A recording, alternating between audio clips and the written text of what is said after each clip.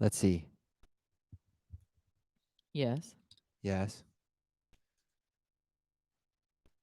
Hopefully that works. Let's give a special message to the people that are watching it later. I hope this works. Hi. Hello. Hello, those of you that are watching this after. Hi. Hello. We're sorry we couldn't do it at a convenient time for you, but we appreciate you checking it out. Yes, we appreciate you being here. As usual. As per usual. There you go. I'm turning yours up quite a bit. Hope you had a good day. Yes. How is there one person in here? I don't know. Show yourself. I just clipped. Why do you have it so loud? I don't know. I'm fixing What that. if we There. accidentally don't have it on private and it's a full blown? No, it's unlisted.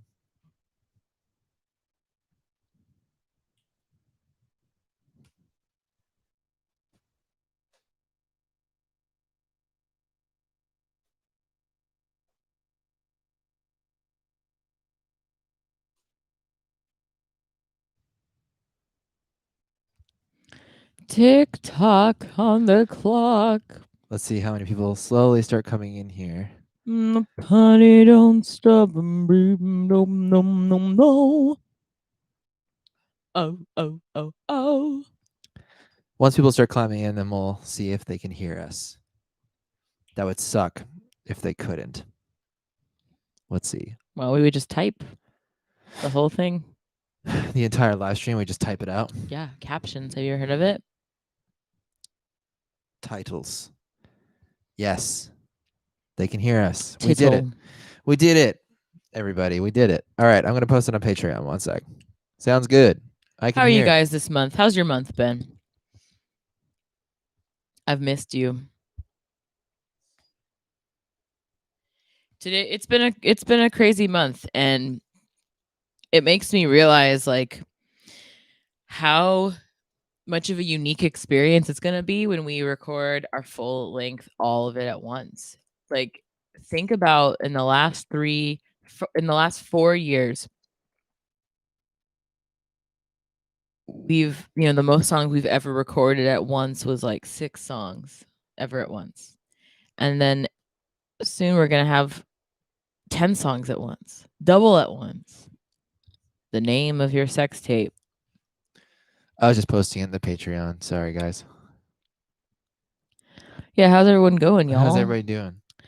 Terry says 1 week left in my degree, running around like a headless something, my chicken, trying to get assignments in. Oh God, Brutal. Terry, I identify with you.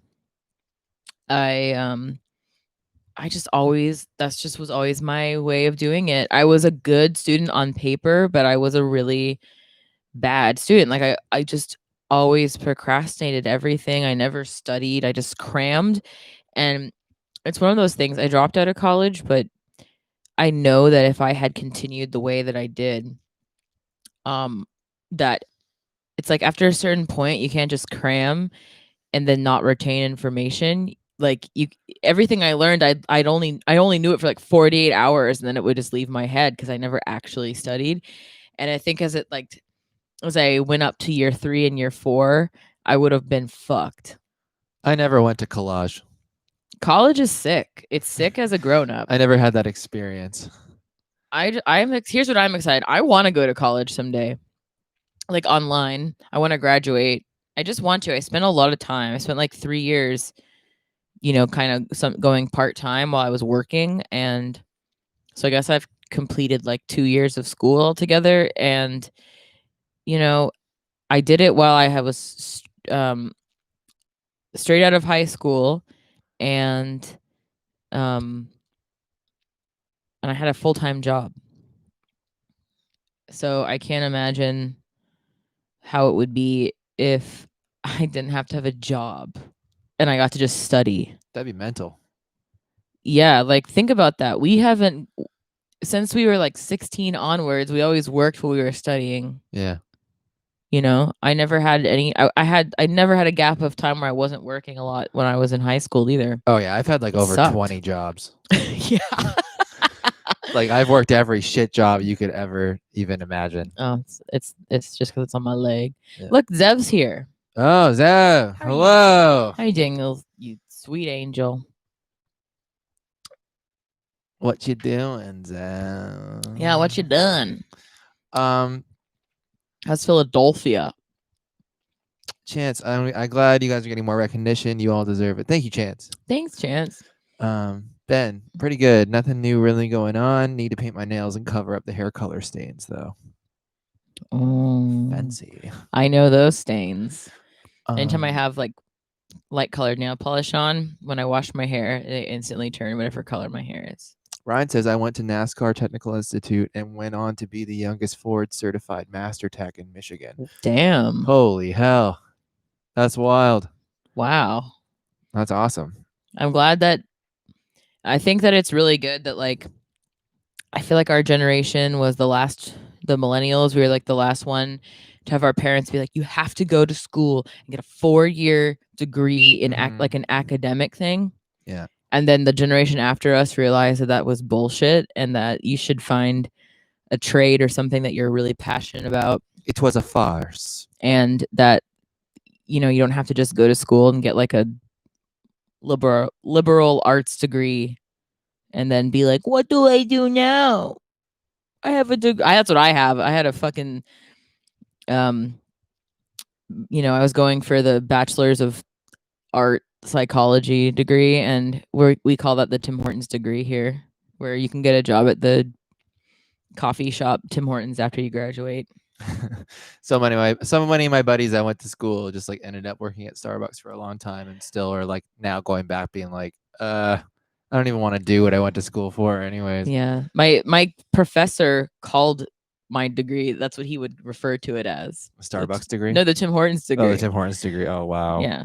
That's very motivating when you're spending all that money. I'm glad he said that. It really made me wisen up and realize that like you can't just those types of degrees, you can't just go to school for 4 years and then like an art degree and then just go out and get a job. Like it's to set you up for graduate school and stuff like that. But yeah, that's why I dropped out, because I was paying for college myself and I was like, and I would just pay for it by semester because community college is way less expensive. I think it'd probably cost me like $2,000 a semester, and I would just save up while I was working. So I dropped out of school with no debt and no school debt. And I'm glad I went. Like, I'd like to finish school.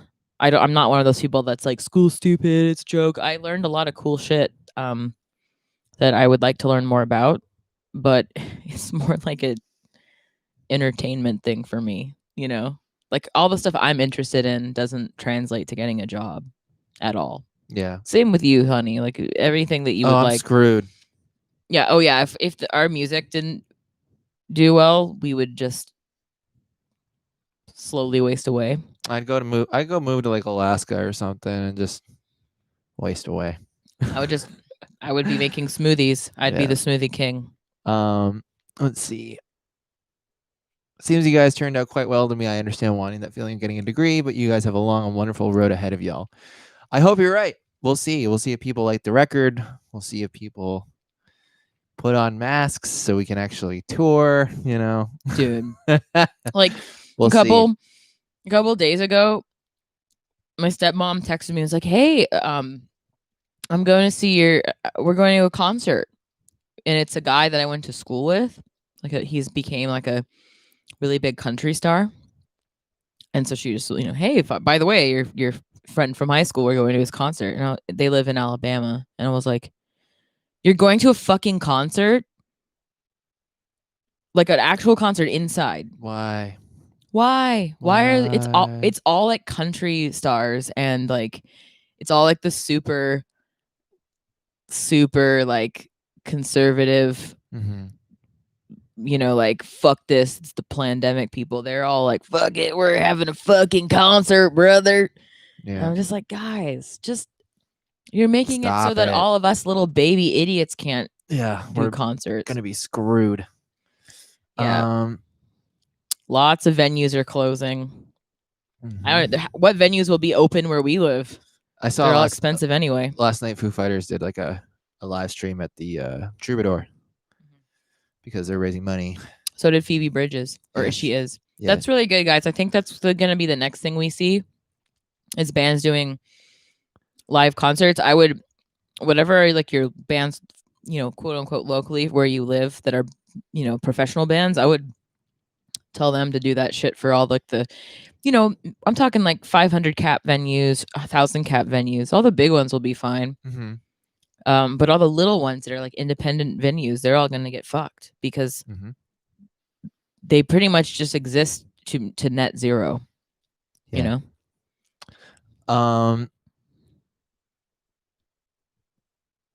We And love you'll you have to be too. the narrator here because I can't read That's from okay. this far away. Greg Potter's in the house. What's up, Greg? Hi, Greg. I look forward to these so much. Thanks for the awesome access. Thanks for being here. Thank you.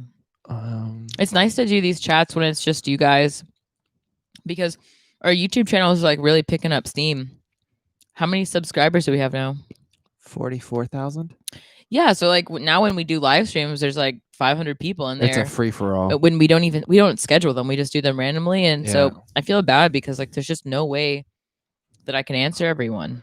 No, and then people get pissed, and then they start doing the super chat and giving us money. We took that away because we were off. We turned it off because we were like we felt bad. Yeah, we thought people would stop once we let them know that we were doing the partnership with Rise, but they kept on going.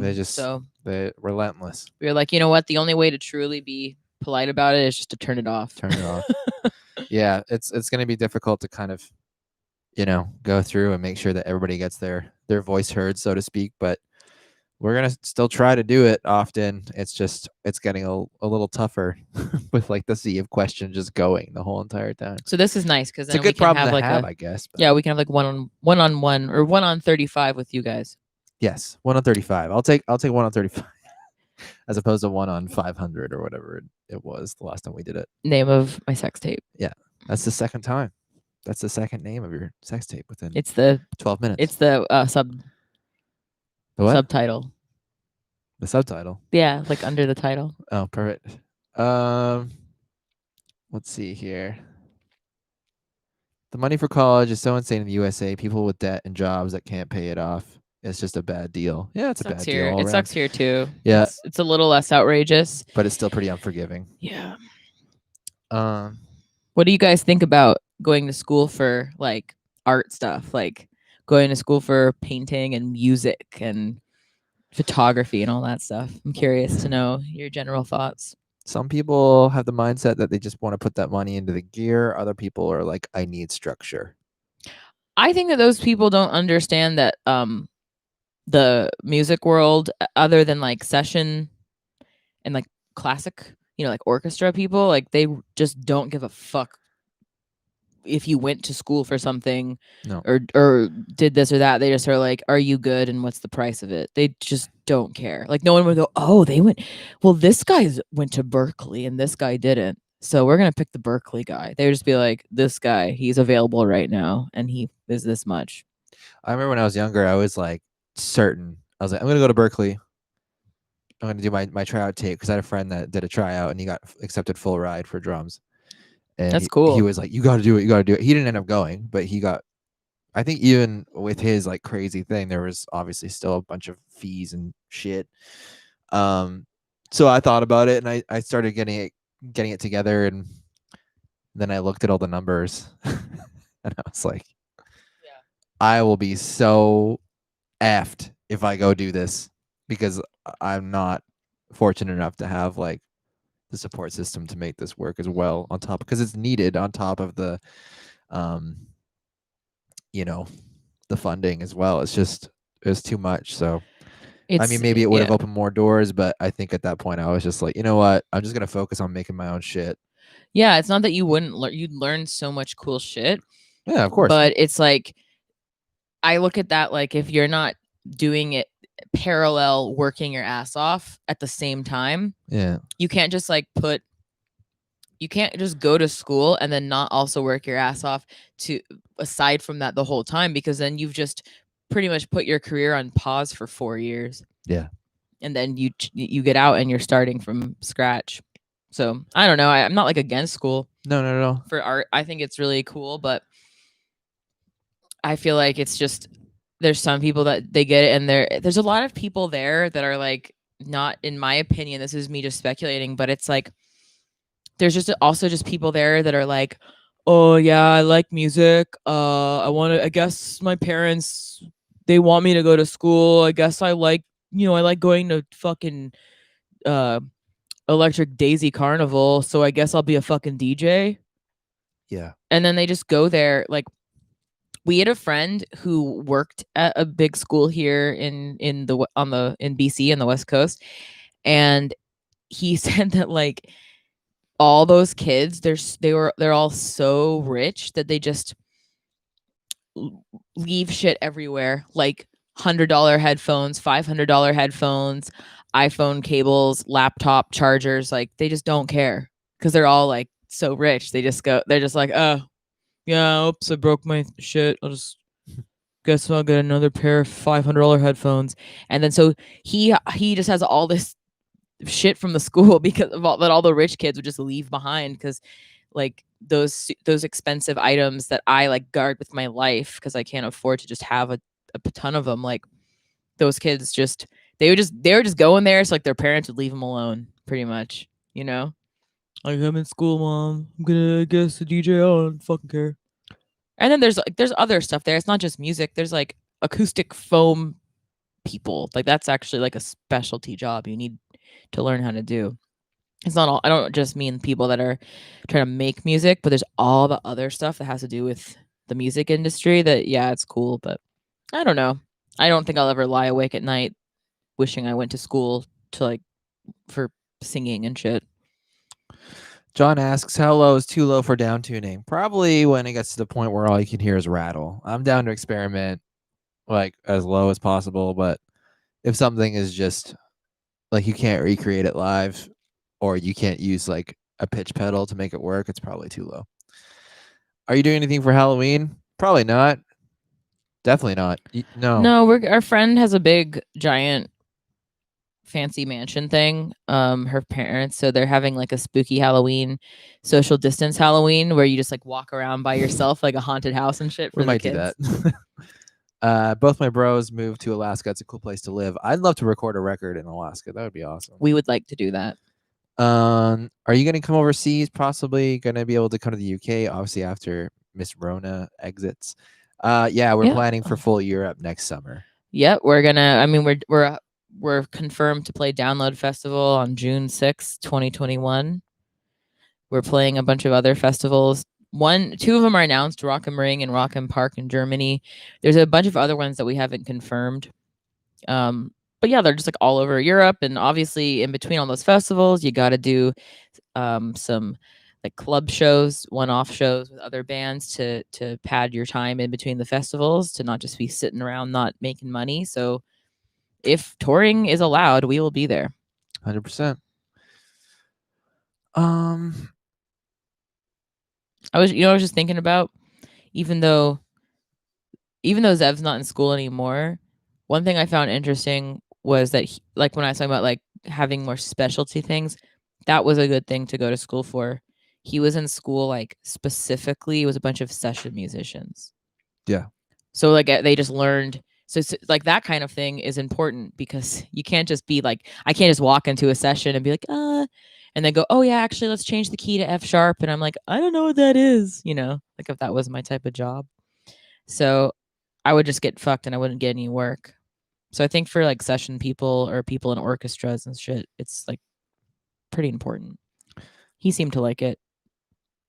Yeah, I got that purple drawing. Lots of comments about how bad it is about the Christian rock scene touring and dude stuff. It's bad. Really bad. That's because God will protect them because the pandemic is the end times coming, honey. So like that's just God's way, he's happy about all this. I have the power of God and anime on my side. Guys, go on those fucking things of like on Facebook of like the Christian worship bands playing like 5,000 people. The comments are so crazy. And I just posted on one of my friend's walls. I was like, I read all the comments like that guy who's like, notice me, senpai. Remember that when I was reading them all? And I was like, no, it's like, God will protect us from the pandemic. Choke me, devil daddy. Choke me. That guy. Oh, the guy that stands in front of the RVs that's burnt Yeah. down. Yeah, yeah. Notice me, senpai. And oh, sorry, I'm all tangled up. Here, move your leg. I'm There you trying, go. Michael. There you go. I'm trying. But Nice. but anyway, like it's crazy. Like everyone in there was just going buck wild, like they're being like, "This is great. God is coming back. Where the end times are near, and this is good." And I was just like, "Y'all need to fucking chill out. Just go do. Would a live stream kill you? Could you just do a Christian live stream? Yeah. Why you got to be right there like that?" I'm in LA and missed 8 concerts this year. Saw Periphery in February, and that was my last Aw, show. That feels like another lifetime doesn't ago. it feel like a different lifetime? What Simpsons characters do you guys relate to the most? Um, poof. What's sideshow Bob? Sideshow Bob, that's a good one. Probably Gil, the car salesman. Good old Gil. I'll get a sale. Or those that old guy? Which old guy? You know, the super old guy. Mole Man? Yeah. What's his Mole full Man is name? like he's technically in the show. He's only like he's supposed to be 40 years old. What's his full name? Hans Mole Man. Yeah, Yeah. Hans Wallman. When are you getting your dog? I'm looking. I'm trying to find one. They When are I a they're hard to hot get. item at the moment. It's good though. There's not a Yeah. lot to adopt. When I came in here today into this room to see when Michael was going to be ready, he had Google open and he was googling dog dental care. Yeah, because there's a dog up for adoption that was adorable, but the thing was like its teeth are fucked. So if you're gonna get this dog, you're gonna have to do a lot of dental work. And I was like, She's also "Ugh." a Burmese mountain dog, and so she's going to be like over 100 pounds. Honey. Yeah, so that won't work because we live in a small little apartment. But I want a baby dog. That'd be great. I just want a dog. I don't even want a puppy. I just want a dog that no one wants so that I can have it.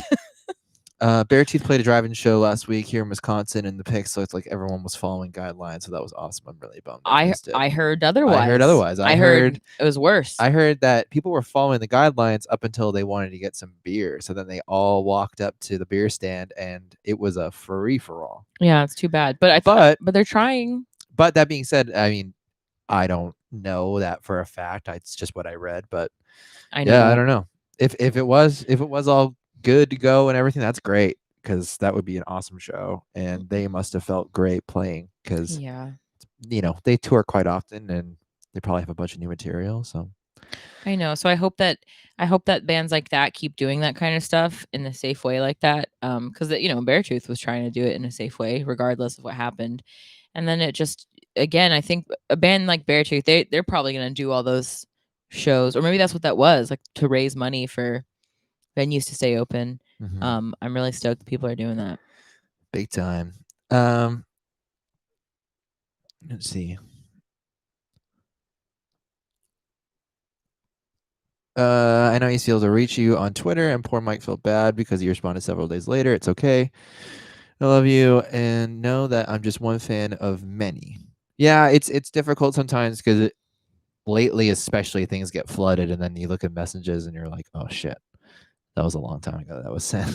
Well, that's why we have Patreon, because it's like a select group of people to hang out with us. Like if I just mentally am not able to go through and reply back and even look at every single thing people say to me on Instagram. I mean, if we combine all of our social media together, like of what Michael and I are personally responsible for, I mean, that's hundreds of thousands of 100,000 things. Well, your Instagram especially is like, well, I have 40,000 on there. Yeah, you're more than the band actually. So I mean, we have like 40, 30, Yeah. 50, 50,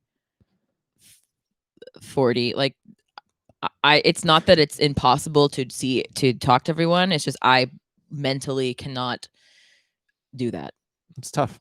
I just can't at this point in my life go through and be that connected to everyone. I don't want to be that connected to everyone. Yeah, it mentally bothers me. Like it makes me feel drained. Yeah, but I mean, at the same time, we do try to get back as often as we can. But yeah, I'm definitely gonna get you that information because it would be great to be on that show. It's just has to go through the right channels now because things are changed, but we'll figure it out. Let's see. I studied filmmaking, had access to facilities and gear, got a well-rounded education, but wanted to just start working and begged parents to save the money. Yeah. Yeah. It's cool though. Like I wish that it was easier to do both at the same time, but it's hard to like be in school and have a job and hustle your stuff that you're trying to do. 50% of people who went to Berkeley seem to drop out early. Yeah, that's Yeah, true. that's true. A lot of people But drop out. I wonder if the rate of that is the same as normal school. I'm not sure. Yeah. Let's see. I'm just going through. Yeah, lots of comments about school being 50-50 on it. School's only really necessary if you're in the trades or something like that, like law, medicine, police. Otherwise, I just go meet people and see where you can go. Yeah, that's a good point. I'm into yoga. Are you guys into yoga too? I am. Courtney is.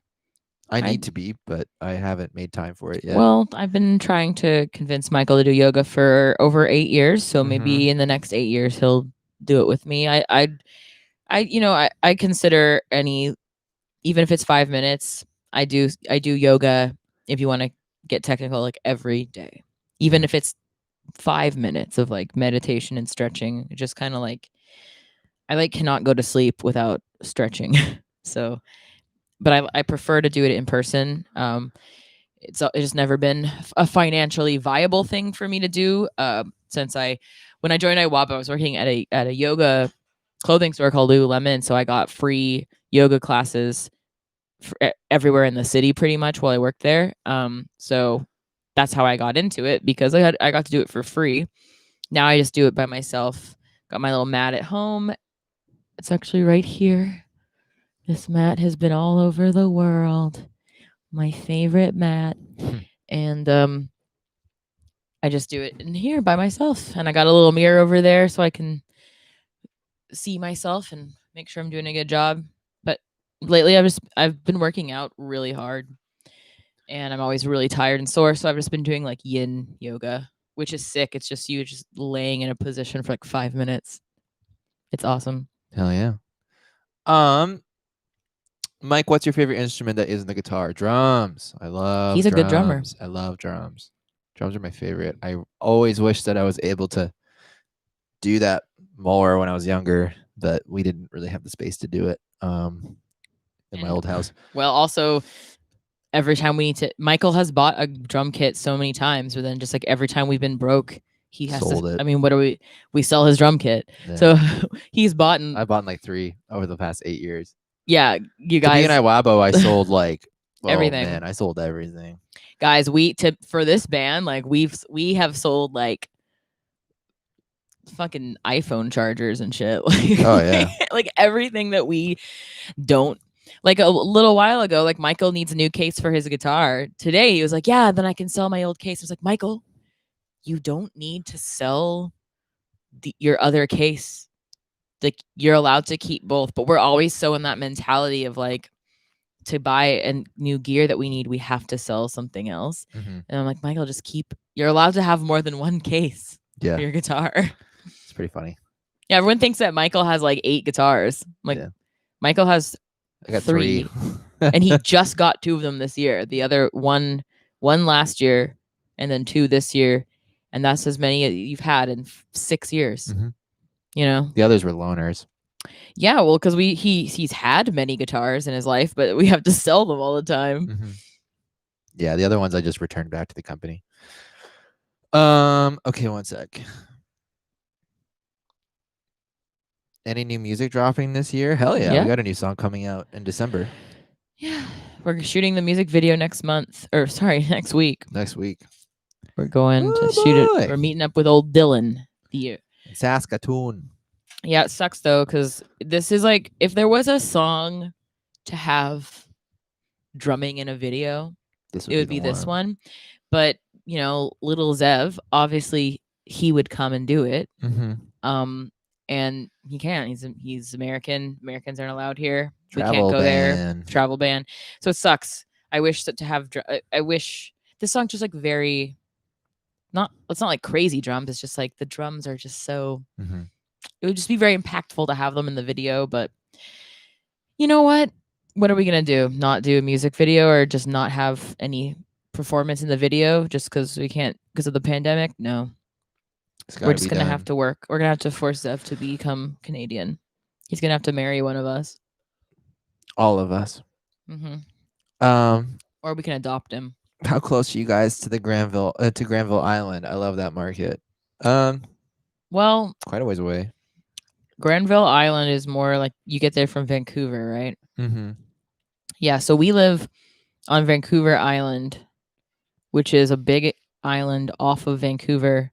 And I don't think it's like it's not all those islands, they might as well be, you know, a day trip away because they all are take at least a day to get to when you factor in like going and waiting to get on the ferry and then taking the ferry and then driving to the next place and blah blah blah. So those places might as well be like a day trip away from us. Yep. After a 6-year hiatus, I've recently got the strong urge to play guitar again. I love a 7-string. Nice. Being a metalhead, obviously we love our drop tunings. My question is, would it be better to get more efficient on any of my 6 strings first if my goal is a new 7, or since I'm basically starting over again, should I just jump to a 7 off the bat? Well, That's funny a great enough, question, Ryan. that's kind of something my brother's going through right now, where he like just didn't really play guitar in a long time, and he's now trying to figure out what he wants to do. So, what is you guys have talked about that a lot? What do you do? Jump to the 7. Yeah.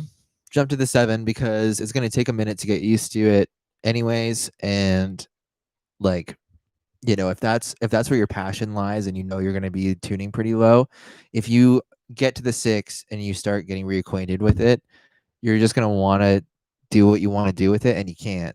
So you may as well just jump right in and do the whole 7 thing, because it's going to take a little bit. Like, you're going to kind of be like, oh shit, like I'm not used to this extra string, this is like a huge jump. But yeah, I mean, like, that's the way to do it in my opinion. If there's even an inkling, you know, of you're like, I want to tune low, I know I want to go to like F, I know I want to go to F sharp or G or whatever, you're just going to be frustrated on a 6. So yeah, get a 7, get a multi-scale if you can, if you're going to tune really low like what we do, um and avoid that whole like really thick gauge strings, like not a lot of fun to play thing, which happens on a non-multi-scale, or get an Evertune or something. And yeah, go that route. I think you'll save a lot of time. You'll be a lot happier in the long run. How did the Crystal Lake Rio thing come to be? And will it look like Courtney will get on a song too? That would be fire. Want me to say the simple version? Sure, I was about to, but go ahead. No, you can say it. Basically, it was an afterthought. Like, we made the merch collab, and everybody was like, "No music? There's not going to be a song? What is this?" And we were like, all right, Stick around. But we were like, all right, all right, well, I guess we can try to figure that out. And see if he's available. Rio was available, and we were like, well, let's just do a collab on Holy Roller. And yeah, we won't. He really liked the song. He loved the song, and that's the thing. Like, we didn't want to just do it where it was like we felt like we were forcing them. Yeah. Rio was super into it. He loved the song, and so we were like, let's just let him do his thing, you know. As far as us being on one of theirs, it's not going to happen. Like, we're too focused on our record, and they don't have any music they don't have coming up. They don't right have any now. new music or anything, and yeah, I mean, like those things are like, you know, they're very spur of the moment. So if they collaborations like that, so like if they decide, if they make a song and they're like, hey, let's get Courtney on it.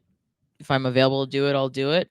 If I don't have time, I can't do it. But like, that'd be really fun. But they're just those kind of things are not like, they're not super like done in advance. You know, they're just kind of like a spur of the moment fun thing, because you already have to make the whole song as you can't just like make a song and then hope that someone else is gonna like feature on your song and make it different for you. Like, you have to take initiative and do it yourself, and then if someone else can be on it, awesome.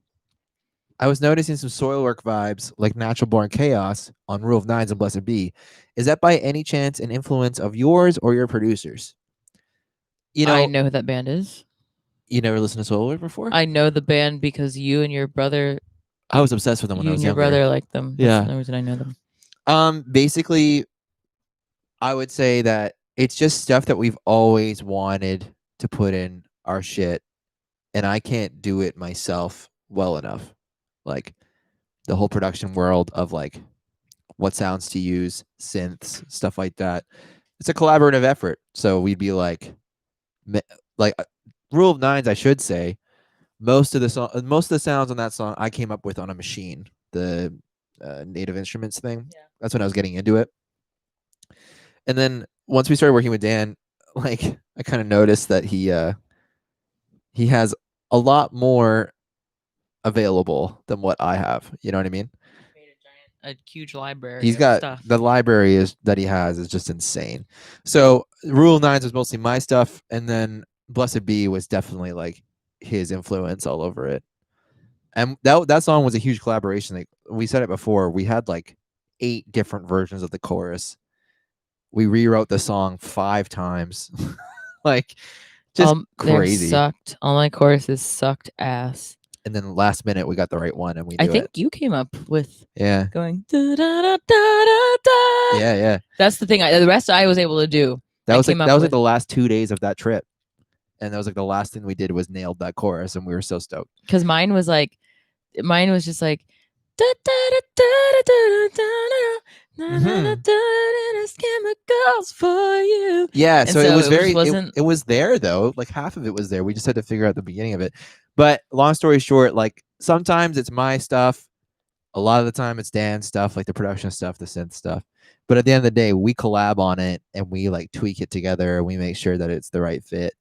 Um so yeah, and it's not like we just jumped into it because we're like, oh yeah, this is like, trendy, let's do it. It's just we've always wanted to do it. You can hear it kind of in some of our old shit with like how I was doing it with reverb tails and stuff. We're just instead of doing it that way, kind of putting in new sounds and new synths and stuff. So I'm very into like things that just make you feel like you're fucking stoned.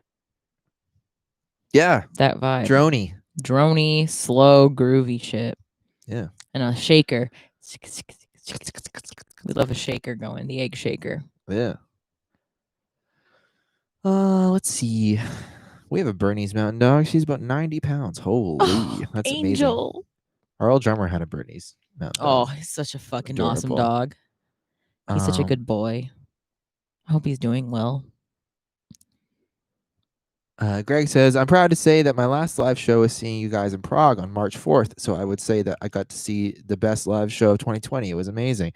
That was such an awesome show. That was so much fun. That was like our favorite show, Greg. Yeah. That was like one of our favorites of the tour, and also just like our performance, and then the whole show. Yeah. It was just the perfect night of everyone just like drinking a lot but like not getting so drunk that it was weird. Yeah. Except the end of the night. I think then we all got really naughty. But like it got weird. But it was like that was the kind of night where all of us like grown ass, people in their 30s, we were all like moshing and like hardcore dance, like two-stepping and shit. Yeah. Hope everyone is well. Hope you're well too, Ryan. John says, how do you like the Evertune after spending some more time with it? That guitar is incredible. Like, I'm actually blown away by it. It's pretty mental. And I thought getting that would be a thing where I sat there and I'm like, yeah, this was a good choice. But now after playing it, I'm straight up like, why have I never put this on any of my other guitars? You know what I mean? Like, it's perfect for what we need it for. I don't have to worry about anything. It's just, and it's still, it reacts the right way and nothing really changes on my end. It's just that I don't ever have to tune, like it's crazy and it's set up perfectly. The only downside to it is that it makes the guitar heavy as shit. This thing is like 14 pounds or something. It's pretty mental, but I do like the weight of it. Like I like a heavy guitar. Makes me feel like pretty. And it's really classy looking too. Definitely. But yeah, the Evertune, game changer for us. Definitely. We spend more time tuning than we do tracking. So yeah, and Michael Spence did the whole entire set tuning. Yeah. Anytime I'm not playing, I'm tuning. So this is going to be stress-free for me. My long sleeve holy roller tee and mug came this week. So cool. Had to wash the shirt first. The packaging stank something fierce. Oh, Ooh, sorry. sorry about that. But glad you got your stuff. Jeez, that's no good. Sorry, it stinks. Courtney, did you ever get any professional singing training? Is it possible to get to your level with just practice? No, I've never had professional training. I guess depends on what you mean by my level. Like I got to this by practicing, but there's like raw talent and sounding good in the studio and sounding good on recording where you can like take your time, and then there's sounding really good 30 days in a row while you're not sleeping, not taking care of yourself, talking, staying up really late, blah blah blah. That's where I want to get a coach and get better and get more efficient at vocals. And yeah, I think that you need to have that if you're at a professional level. If you're just trying it out, just practicing is going to help you figure out what you want to sound like. I guess for me though is just like not like just truly not giving a fuck about sounding like a certain vocalist. I don't have like a hero vocalist that inspired me that I like try to sound like or compare myself to. I just, it's taken a long time, but I just have figured out what sounds the best for me. And then therefore, you know, I'm comparing myself to my old performances and I'm seeing progress. So yeah, I think you need a vocal coach, and I think everyone needs a vocal coach. The best singers in the world still train. So I treat it like I treat my muscles, going to the gym, lifting weights, trying to stay in shape. So I will be I'm auditioning vocal coaches right now. Like I'm talking to people. Ben has a wild card question. Question for Courtney: who eats more ass, you or JTKV? I don't fucking know. How would I know? Courtney, should I practice singing traditional rock songs before screaming? My goal is just to scream. Sorry, I'm just really thinking about JT eating Eating butt. ass? I mean, how will we know? Where are we going to tally up all the times on an Excel sheet? Well, that's what you do though. You make an Excel sheet and you mark it all down. That's how. And then it goes to the cloud. Yeah. The ass And cloud. then the ass cloud, and then we. Then they tally it up, and they figure out who is the king, and then you get an award. Well, no, that's how you get led into heaven. Yeah, that's how Jesus lets you into heaven. He goes, "Doth thine eat an ass more than JT Cavi?" the more ass you eat, the lower your scream. So you be the judge. You be the judge. Should I practice singing traditional rock songs before screaming? My goal is just to scream. Just do whatever you like doing. Like if you feel like I feel like you need to, or not you need to, but like personally, I feel like being a well-rounded vocalist, like if you can sing, it's going to make your screaming better. And if you can use and translate techniques from singing into screaming, you're going to be a better vocalist. I think that most people that are very good screamers, even if you've never heard them, they are good singers. Even if they have a generic singing voice, they're still technically really good. Like most of my favorite screaming vocalists, even if you've never heard them, I know for a fact, if I know them personally, that they can sing really well. A good example of that is like Adam Warren from Oceano. He's a very good singer, because if you have, it's like people that are voice actors, they, even if they don't consider themselves a singer, they technically can like mimic someone and sing really well. So I think that it's cool if you enjoy doing the traditional rock songs, just do whatever is going to make you feel like you're on autopilot, so you can focus more on the technique and not worry so much about like, did I do the words right? Can I hit that note? Like do songs that you know really well, so that you can just kind of like have that muscle memory already going, so you can just focus on like fine tuning your technique. Have you guys watched The Haunting of Bly Manor yet? If not, I would highly recommend. Yeah, we binged it. It was absolutely splendid. I don't know. There's a few moments that were like really cool, but for the most part, I wasn't really into like the acting. There's Michael was really not into it. no, like most of them did a good job, but there's just a couple of them that I was kind of like, I It don't was know. fine. It was just like over the top drama, very like American Horror Story. I loved the first one. Yeah, The first guys, one was good. the little girl in Blythe Manor. She's Peppa Pig, by the way. I Yeah. looked that up. I was like, her voice sounds so familiar. Who is this little girl? I just bumped myself on my tooth. Uh-oh. I was always limited by standard scale 6-string for down tuning too low. Any lower than C, you have to put way too thick of strings on, and intonation is a pain. 7 is win. 100% agreed. Ryan says, I'm going to have to play this back to the wife so she knows why the $1,000 purchase is coming now rather than in 6 months. Yeah, fair enough. It's tough, but at the end of the day, you know, it's going to happen anyways, so you may as well just go for it. Do whatever you're comfy on. Do whatever you want. So you want to play it. Yeah. Getting a new guitar, I swear, like just makes people feel extra creative. Yeah, it's true. Courtney, I just wanted to say I loved your feature on the new Kingdom of Giants record. It's absolutely killer. Thank you. We just listened to it again in the car just now. I wanted to hear how it sounded in the car.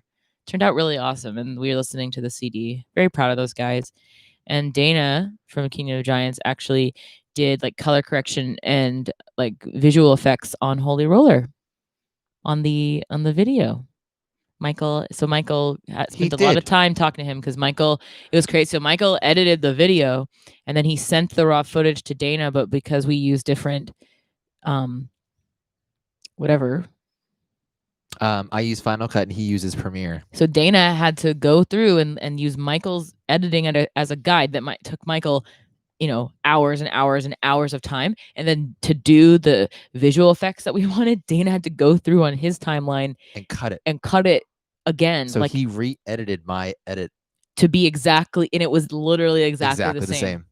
Because I tried sending him the XML file because there's a workaround in Premiere where like if you actually just get the file type and you open it up, sometimes it works. And so I sent him the XML with all the raw footage, which was like I don't know, something insane. I couldn't even find the right transfer service because there wasn't enough storage for it. But yeah, so he was like, okay, we're gonna have to do this the old-fashioned way. It's the only way I can do it. So we appreciate them. Yeah, Dana's very talented. Dana is so talented, and in my opinion, he made that video pop. Like, I don't think that video would have done anywhere near as well if he had not been a part of it. So we're very thankful. Give yourself credit, though, Michael. He killed it, though. Those effects are amazing. Yeah. And he did it with a smile on his face. He did. Yeah, he didn't complain once. He was stoked to do it. Blessed Be turned out fantastic. Props to persisting on getting it right. Yeah. Thank you. Is that why there isn't a live one take of Blessed Be? What do you mean? No, we just never got around to doing that. No, like the live one takes don't happen when I'm making the song. They happen like way. It's just whenever we're feeling like doing an extra bit of content. Yeah, I do all those. When I do a song, I do one line at a time. Oh yeah. Sometimes I even punch in one word. Yeah. And or rather, it's like it's all comped. Like I'll do the take 10 times, and Dan will go through and like literally choose the find the best syllable. Yeah. And do them all together. So like stuff you wouldn't even notice. Just like I barely even notice like subtle differences, but like that a producer would be like, oh, I really like the sound of that that she said here, so I'm gonna use it there. Yeah. So yeah, all the studio stuff isn't when we're like recording the songs. That's just a performance, just like how I would do live at a show, like afterwards, after I've like practiced the song a lot. Because when I record the song in like during the actual recording and creation of the song, like I've never sang it all at once before. I just go in and sing each line, and then so I kind of like do, that's how I had to learn how to do the song in all the gymnastics of the song after. Super fun. How has it been recording music on the album that was written so long ago? I'm always relearning my own stuff if it wasn't written recently. That's what Michael has to do. Yeah, I straight up the song that is coming out soon. We went to record it like 2 nights before I went to record it. I was like, I can't remember how to play this. So I had to sit there for a couple hours and just figure it all out. And even we go through old video footage of us writing it. Yeah, because we filmed the whole process of us writing it. So I found footage of me playing it. And I was like, oh. I don't know if we filmed that one when we were making it though, because we were No. like fucking high as shit. Yeah, we were really stoned when we did this one. It was the only time that we did it. We It were was all just late at like night, 2 in the morning, and we're like, let's just make the a saddest sad, song. drony, slow song, and that's what we came up with. And So if there is footage, it's gonna be hilarious. I 'Cause we're think I just like, found I think I found a part of it, and I was like, oh, okay. And the rest of it was pretty self-explanatory because I knew what tuning it was. But yeah, constantly relearning how to play our own shit. To answer your question, don't worry, you're not alone. yeah, you're not alone. Blessed Be melodies are killers. The Mara Effect clean vocals are so gorgeous, especially live at Silverside. Silverside Sound. I think is that how you say there? His studio, Silverside. Yeah, it is. Silverside Sound. Yeah. Watched it 50 times. No joke. Wow. Thank you. And I'm really happy that you liked it. a special shout out because not only is that a great performance, and it was really fun, but also Michael edited and mixed everything, all the vocals, and he edited and put together the whole video. So that whole thing Never again. is done by Michael. It took him like It a took month. me a month and a half. Because he had to go through and find, like, we shot it like, how many times would you do it? Like 4 times. So we had to go through and find like good angles from like this take, but had to match the take that he It had to be used, the real take. the real take. So like it was poor Michael. He hated doing that, but you did a great job. It sounded awesome. Thank you. Yeah. Tutorial on those ambient guitar sounds too, please. Sure, I'll do one. I'll do a quick summary for you right now. It's super easy. Put your guitar on the middle pickup position, then go on whatever clean amp tone you have and turn the cab sim off. And then afterwards, put a shit ton of reverb. And you're 99% there. All of our clean stuff, they're basically DIs. Like, you should do you have a guitar here and stuff that you, because Michael was gonna film this month's guitar lesson thing tonight. Yeah. Maybe you could kind of go into some clean tone things. Yeah, well, also someone was saying on the Patreon that they wanted me to show my chain from that Balaguer unboxing video. Yeah. So I'll just quickly go through that too. Even though I did do a long one before, it was like 40 minutes long, but maybe I didn't touch base on this particular plugin. It's all relatively similar, but yeah, I'll go through it. Bill might have farted in the packaging. That's that's possible. Ryan says, no worries, not your fault. Shipping company probably for the smelly package. There's so many fucked up reasons why it could smell. Yeah, there is. So it could just be like the chemicals of the smell from the shirt, like from the factory, like they didn't air it out. It also could be mildew. Uh-oh. I've read a lot of things on like all those multi-level marketing leggings companies that are all like have fucked up products, and that's one of the things, they like get stinky from like mildew and shit. Well, I hope not. So I hope so. Inspect that thing, and if you don't like it, send it back. Say, I don't want your mildew. I think he did say that he washed it, so then it made it better. So yeah, well, sorry about that. No one else has let us know that. So you might sadly be the one unfortunate person that had to have a stinky thing. So I apologize. Sucks, but we appreciate you buying that. That's really nice of you. Yes, 100%. It's the spooky month. Any horror movies that you've watched and liked? Just watched The Void, and I liked it. I need to watch a few before Halloween, and I need to make a list of the best ones. I really want to watch Sleepy Hollow. I haven't seen that like since it came out. Yeah, it's not like scary. It's like Tim Burton-y, right? But it's Tim Burton-y, and Johnny I do enjoy it. Johnny Depp. I'd like to watch Hereditary. I'd like to watch The Ring. Hereditary is a one-timer for me. Hereditary is a. I want to watch The Witch. The Witch again? Yeah. Man, that's Black Phillip. Black Phillip. Get away from me, Black Phillip. I'll watch that again. We can watch that tonight if you want. Okay, let's watch spooky. The Witch. Yeah. But yeah, I will definitely. I love spooky, scary movies. If you guys have any suggestions for good ones that are like along those lines, like not like gore scary, but more like disturbing scary, or like thrillers. I actually just saved a post on Reddit that is 150 mindfuck movies. Hey, there you go. And they have them broken down by genre. Isn't Reddit the best? Yes. It's awesome. So we can go through that tonight. Oh shit, hey, my dudes. What's up, Jesse? Hi, Jesse. Mike, what's your favorite signal chain for a chunky, heavy sound? All right, it goes like this. Really quick. Tube screamer, always first. Amp block, preferably a 5150. lots of mids, lots of presence, decent, like maybe 12 o'clock lows, low gain on the amp, crank the level of the 2 screamer. Metal zone. Afterwards, you want to filter out a bit of the 250 to get rid of the cab. Then you want to do a low high pass to fit in the mix. And then you want to just tweak the the 2 to 4K mark. You want to boost if you want more pick attack around 1150 to 2K. If you want to get rid of the hiss, get rid of the 4K. And that's it. Like Did you I do a tried it. video on that? Mhm. Yeah, it's I try to cool. keep it as minimal as humanly possible because at the end of the day, if your picking hand is good enough, you can probably make anything sound good. So just focus on good takes and just keep your chain simple. And I also don't use compression on heavy guitars at all. I use them a shit ton on clean guitars. But yeah, pretty simple. Greg says, I'm happy to say that since I've been wearing my Spirit Box Airbrush Quarantine 2020 shirt, I had 3 people ask where they could get one, and I sent them to the merch store. 3 referrals. Hey, thank you, Greg. That means a lot. Thank you.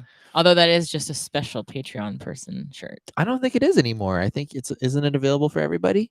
I think, well, it wasn't supposed to be, but then People started posting pictures with it. Yeah, and then it's on there now because they're like, well, now everyone's we have Do we have any more Patreon stuff, like exclusive stuff coming up?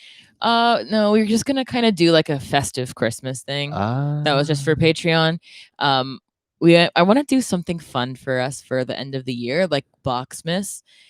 And then I feel like I want to incorporate Patreon into the Boxies, which is this fake, not real awards show that we have that we want to. It's like, so the point is like everyone wins an award. So it's like best guitar player is the nominees are Michael Stringer, Michael Stringer, Michael Stringer, The Boxies. and then it's and the winner is, and then it like shows him on Michael. We want what's on The Office. What is the what are they what do they do on the Dundies? It's kind of like the Dundies, but it's the Boxies.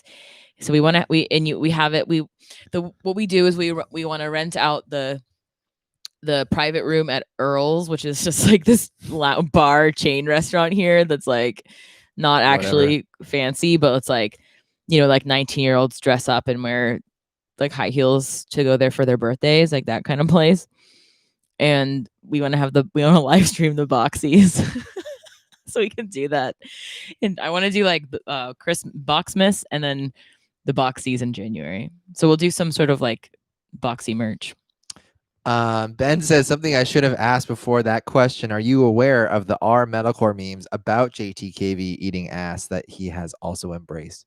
No. So I just was like, we had no idea. Do you want to talk about, sucking dicks and shit too and finger banging? Like, what's the deal? I will look that up though. That's funny. He also asks, any new releases you guys are stoked on at the moment? What's on repeat for you lately? That's a good question. We'll look at Spotify. Oh, with that weird ass band that we like that you randomly found that's on all those like Suicide Boys playlists. But it's like a metal band. Yeah, what are they called? Fox Lake? Oh, that's weird it could shit. Be something like. It's Fox Lake. Is it? Yeah. Is it actually? Yeah. It straight up is Fox Lake. I told you they're on all the. It's really cool. It's playlists. So, Tunnel Vision was a song that came up on a playlist that I really liked. I've been listening to that. It's really cool. What's my Suicide Boys impression? Glock, glock, glock to the double glock. Right? That's what I used to do. Something like that. It was glock, glock to the double glock, glug, glug with my double cup. I've been listening to. It looks like Sleep Token, Alexis on Fire, Fox Lake. But new bands. Nothing new recently. Has any new cool stuff come out? Yeah, it has. We like Era's new song. I just always mind blank. Speaking of eating ass, we like Snowblood. Snowblood's a great song. Courtney, when it comes to lyrics, do you typically have a theme in mind, or do you free write and see what can be interpreted from it? I just get like the song will create a visual in my head, and then I will write.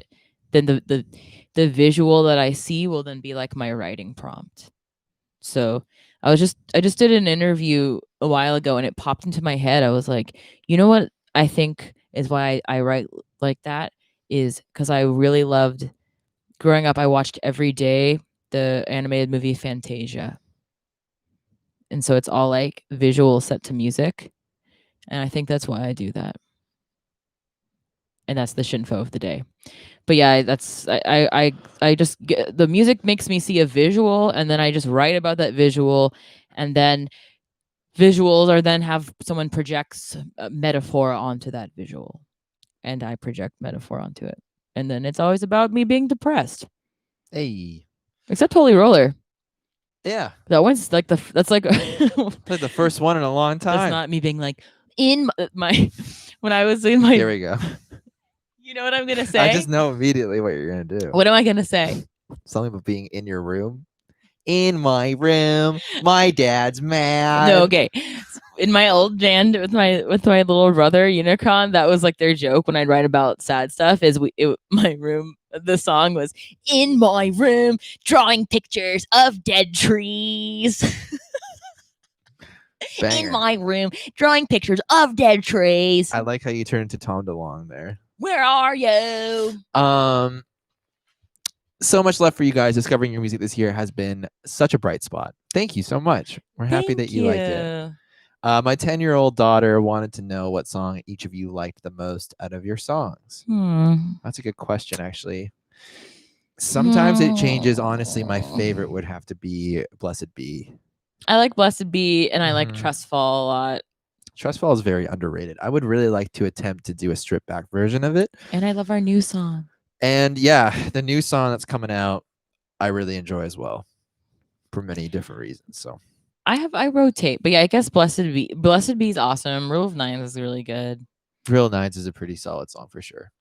I rewatched Beetlejuice on Friday night. Not a scary movie, but still a good one. That is a great movie. I watch that once a year. It's like not anymore because I don't have a TV, but like in the olden days, it's one of those I'd catch on TV, or it's sometimes like if I'm at your parents' house, it'll come on, and I'm just like, all right, time to fucking watch it. I rewatched Beetlejuice on Friday night. Oh wait, I just read that one. I'm gonna pretend I didn't do that. Hereditary is the definition of a one-timer, but The Witch slaps. Dude, let's watch The Witch. I loved Hereditary. Is honestly one of the best disturbing movies I've ever seen of any genre, but I never want to see it again.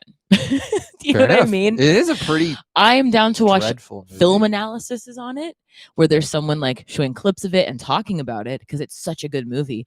But it's like I don't want to ever see those visuals, especially the ending, ever again. Pretty wild. Same with Midsummer.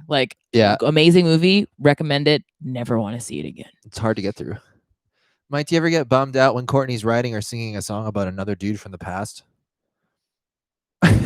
I don't. Wait. I have a question for you.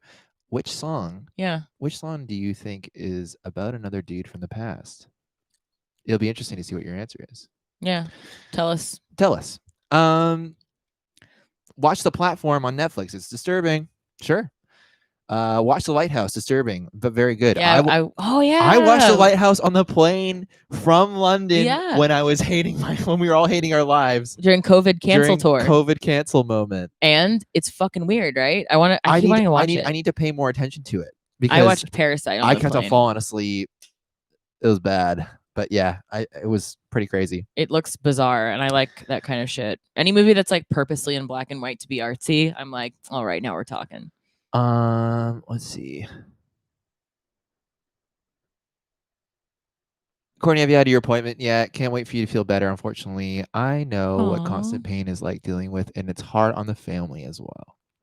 I have an appointment on October 29th. Yeah, we're going over to Vancouver. We're gonna make a. I asked if I could film, so we'll see what they say. Yeah, if they let me film, I'll show you guys, and you can like see down my fucking throat, my vocal cords and shit. There you go. That'd be pretty cool. Really good movie recommendations. Predestination is a good mindfuck movie and probably on the list. For a weird devil occult movie, there's The Ninth Gate. Cool. These are really good. The Fourth Kind is really trippy. I've heard it's a really good movie. Learning Piano on the guitar. It's a slidey boy. It is. There's lots of slides in that one. That's a hard one to play. Trust Fall Strip Down would be awesome. Yeah, I think it'd be good. It's probably, I don't know, something that's going to happen. If it happens, I'll start putting it together like November, December. So we'll I see. feel like if we do a stripped down version, though, we should have it be less like a lower key, because like that ending part is like, can you imagine with acoustic guitar? I feel like, That's how it's going to like, turn out. No. We'll figure it out. Need to work on that Tom DeLonge impression. Yeah. What if Tom DeLonge was doing a Tom DeLonge impression on that song? You know what I mean? Like, I feel like he was like, That's a good point. let's just fucking do it. Let's just go for it. I love Tom DeLonge. I think he's a great musician. I remember when I first heard his voice. I was Mhm. in my mom's Mustang convertible in Destin, Florida, on spring break, and I heard two songs for the first time. I heard All the Small Things by Blink-182, and I straight up, how old was I then? How old were you when that came out? We were like 7 or 8, right? Which I Miss You? No, like All the Small Things. Oh, All the Small Things. Yeah, I was like, Well, I was like 8. yeah, so I was like And 6. I remember just being like, what the fuck is this? Like, I just remember being like, no, I reject this. That was the trend though. That was so popular for so long. That no, I like it now. Yeah, but I'm saying like when I was a little kid, I just was like, this isn't singing.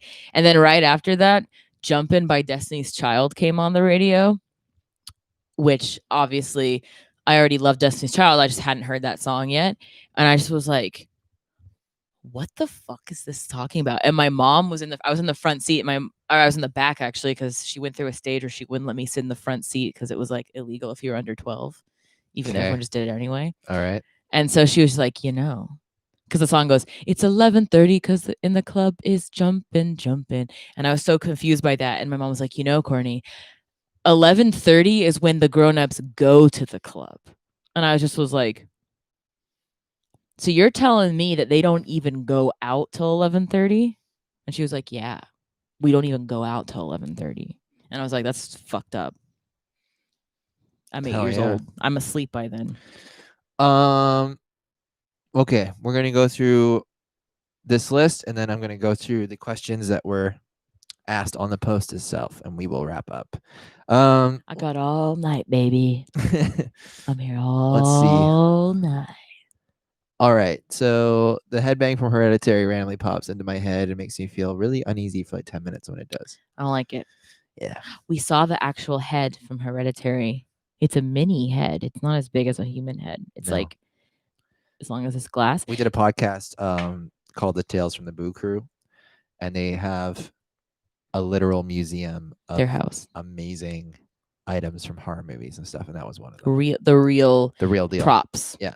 They had a lot from Hereditary. Yeah, and so they had like the dollhouse. They had one of the little like miniature houses, and if you look up close at it, there's all this like secret Easter egg like symbol stuff all carved into the rooms, like all like the symbols for like whatever the cult religion is. If you look, like if you have time to actually pause the show and look in the little miniatures that the lady makes, there's like she had been subconsciously like writing the symbols all in it and shit as like a little fun surprise. So cool. That was cool. Rich says, I really hope The Beauty of Suffering isn't about Mike. I don't know. It's like, why does everyone think that all songs are about romantic relationships?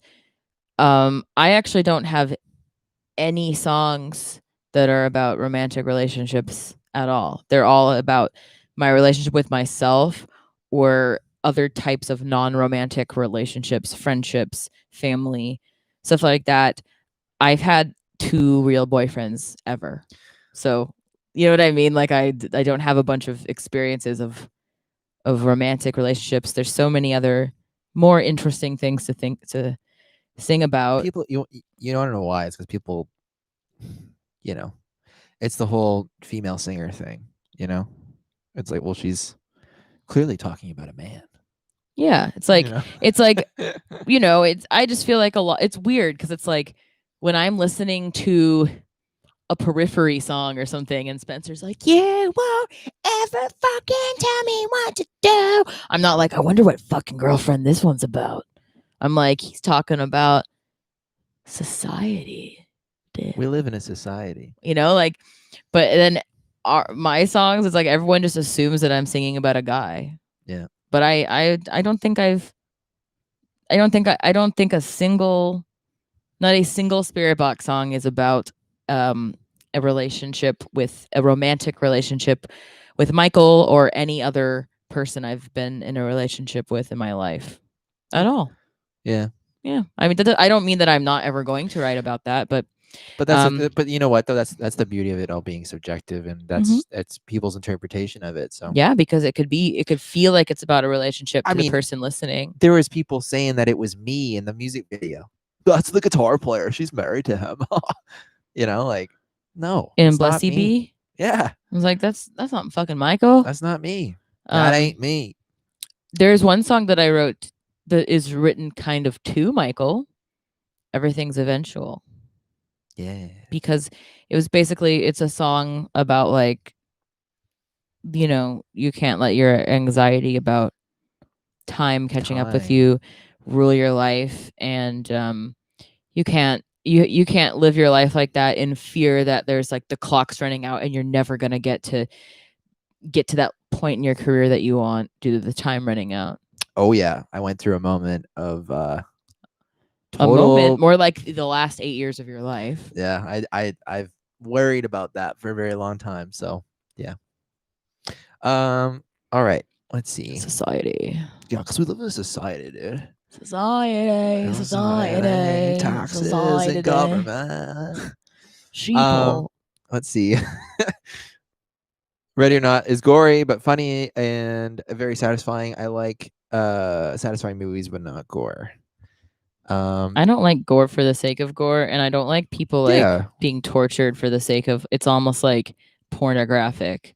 It's almost like just there. It's like pornographic, like to titillate you. Yeah, it's not in the same way as sexy porn titillates you. That's weird. I don't like it. Yeah. Gore porn. Gore porn. Not for me. Happy Death Day is in the same vein. Great comedy, lots of fun, death scenes, and surprisingly nice character development. Oh, cool. Whoever, either the production for that or the director, I keep seeing seeing commercials on YouTube for another one by that either production team or director called Freaky, and it's that one with Vince Vaughn, and he like he's like a serial killer and he swaps bodies with a teenager girl. Yeah, that looks interesting. It looks stupid, but like in a good way. Now that you've worked with Rio, how about Alex Terrible next? We probably won't collab with any other vocalists or anything. That was very much like a, you know, like we're huge fans of Crystal Lake, and we would love to tour with them at some point, and also they're under the same management. And we had like a connection about that song because Rio loved the song, and he listened to it every day. Like he didn't have to learn the song; he knew it. He did it so quick too. Like I think his part is a one take. It sounds like it. He's so good. So I just don't like to like. I put so much time and effort into my lyrics and into the production that I like my vision for my vocals. I just don't see myself putting out a single with another person anytime soon because number one, I'm at a level, our band's at a level right now where like I don't want to ride someone else's coattails. You know, like Holy Roller was already out and was like number one on Liquid Metal for weeks before we asked Rio to do that song. Like, you know what I mean? I'm saying like I don't want to like I don't want to like use someone else's likeness, clout to like get my band, like to have people find out about my band unless they ask me to be on their stuff. That's something that I'd like to do more later on in my career. Well, and also like maybe for the album there might be a couple moments or something. We don't know yet, right? But on the album I want to have my friends perform on it, but it's not now. This might be something that I battle with my manager and with our label and stuff because it's just not really traditional to not credit people, but like personally I want to if I have someone, I kind of like the more like Kanye West route where it's just like a cool little fun Easter egg. It's not like a traditional feature where it's like, and here comes their part, and then it's like a perfect thing, and then back into my part. Like, I mean, I'm more in like background singing and back like layers, like singing layers, screaming layers, that kind of stuff for this album. Because I feel like we need to prove ourselves on this album. Yeah. And it needs to just be me mainly. Like, if we can ever get around to recording it, we'll see. Yeah. Mike, have you basically written and recorded all the guitars and bass and written all the programmed drums in all of the SB releases? That's extremely impressive, dude. Yes. Yeah, I mean, so the drum part of it, the guitars and bass, yes. The drum part of it is a lot of it's me, and then I'll collab with whoever we're working with. Like right now, for instance, it's Zev. So we go back and forth. Like I'll give him like, the concrete thing that me and Dan worked on when we recorded it. Because we wrote and recorded these songs like over a year ago for this album. So we'll take that MIDI. I'll work on it a bit. We'll come up with like general ideas. I'll send it to Zev. He'll spice it up, make it more like, actually really having some pizzazz and some, because his ear is crazy and his sense of rhythm is unlike anything I could ever do. So he adds to it, and then depending if it's too complicated, we'll bring it back a bit. If it needs to go even further, I'll get him to move it even further, and if it's good, then we're good to go. But it's definitely a collaborative effort on the drum part of it. Every drummer we've worked with has been the same. Some of them have stepped up to the plate and they've delivered and it's added to the song. Others have not. So there's been full releases where it's just been me and Dan overseeing it all and making sure it's all good and that it works. And then others, it's been a combination of three of us. So, Yeah. Just kind of, it's just kind of hard. Like it would be sick to just not have Michael have to do any of that stuff, but that's not how he writes songs. Like, like Zev will never just get like guitars. He'll always get like I have to write with drums. That's just how Michael writes. So it has to, and I have to be able to show everybody. You know what I mean? Like I've never shown someone, hey, here's a new idea, and it's just guitars. Yeah, he likes to write the whole thing. Yeah. But the cool thing is like it's nice that we're now finally working with Zev because he has very similar tastes to Michael. So, it's not like Zev doesn't. Michael makes like a finished song with finished drums, and then he'll give it to Zev, and then Zev will just sometimes he'll be a little ambitious and he'll go fucking buck wild and have like really complicated drums. Yeah.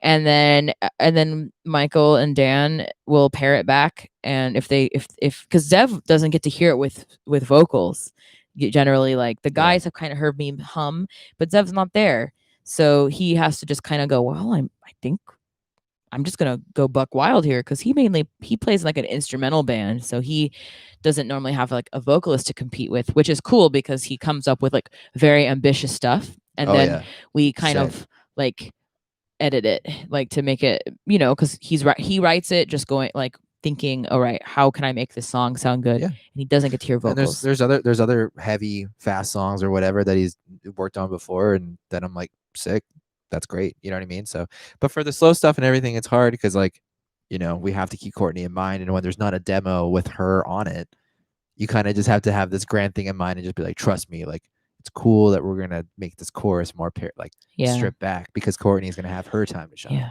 So Zev's amazing, and he's really good at writing drums, and he does that for a living. But no drummer will ever really get a chance to like at this point ever like fully from scratch write any drums for this band, because that's just how Michael just writes the full.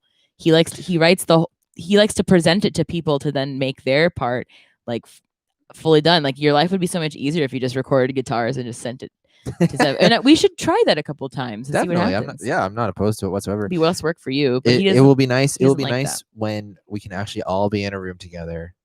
We've never had this before where I'm like, hey, I got a part, and then we work on it. Oh, that would be so fun. It'd be nuts. We rely so heavily on technology and the internet and shit. So yeah, but it's going really well, and we're really happy, and we love the new song, and I think everyone's gonna like it.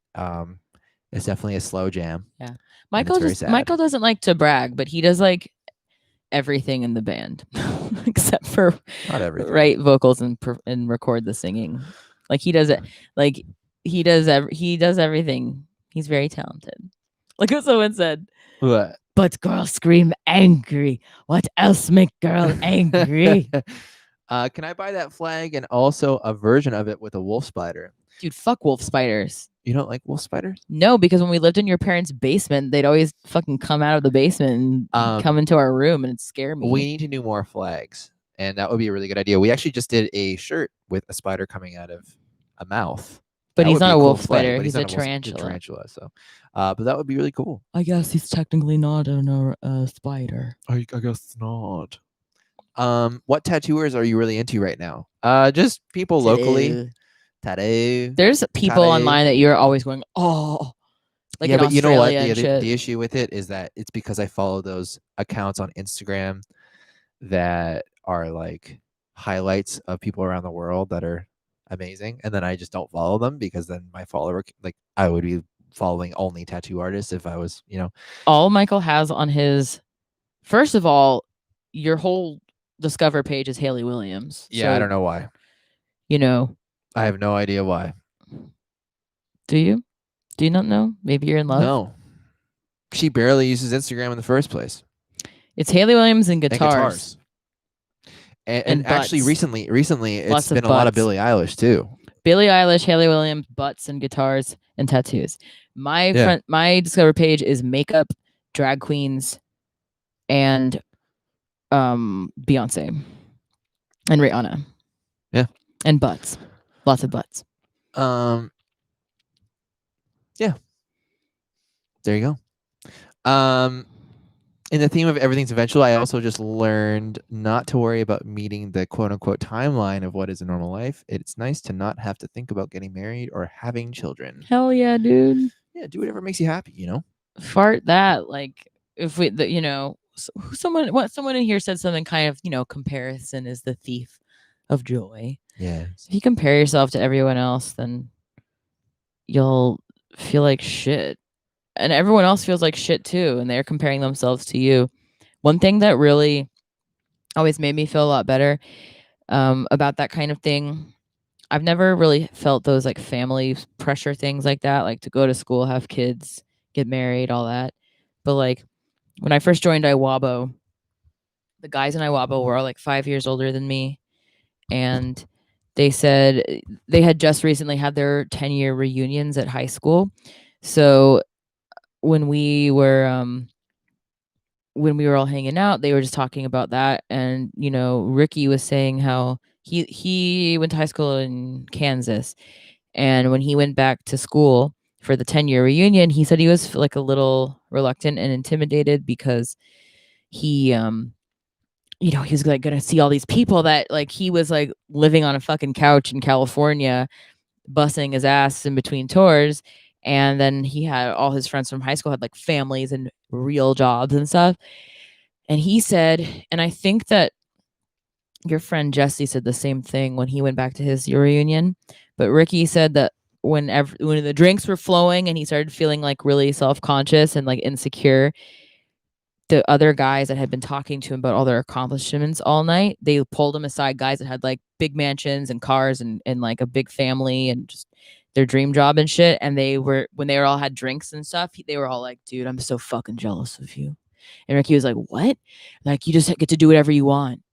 I have 5 kids and a fucking giant mortgage and $100,000 in debt. And I feel like the world's caving in on me and I never got to live my dreams. And Ricky was like, oh shit. I do. My life rules. Like, because it's like you're jealous of what you don't have, right? Yeah. I think I need to go over to these Patreon questions. Wait, so is it? Sounds like someone is in the business of misery. Maybe he should take it from the top. I don't think they're playing that song anymore. No, because Haley Williams is so fucking sick. She's just like, screw it. She's like, fuck this song. It's kind of like sexist. Yeah. Wait, before you go into the things I have to tell them about whatever makes you happy. Okay, go ahead. Okay. Look, if you have to go somewhere, No, I don't. I can keep talking. No, you're all good. Okay. So one time when that song had just come out, my brother was like, "Hey, did you hear that song? It's so good. It's like this girl, her hair looks like the sun." And I knew what he meant. I was like, "Oh, Paramore," because at the time she had like orange and yellow red hair.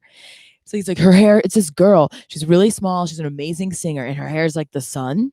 And I was like, yeah, whoa, yeah, that's a sick song. Her hair's the sun. Yeah, he said her hair's like the sun. And then he was like, and I was like, what song? And he was like, it goes, it's like, whoa, whatever makes you happy. It's like, what? That's It's not like how that he goes. got that song and if it makes you happy by Sheryl Crow, like combined. So whenever I sing that song in my head, if Michael's like, "Do you want to go to Starbucks or do you want to go here?" I'm like, "Whoa, whatever makes you happy."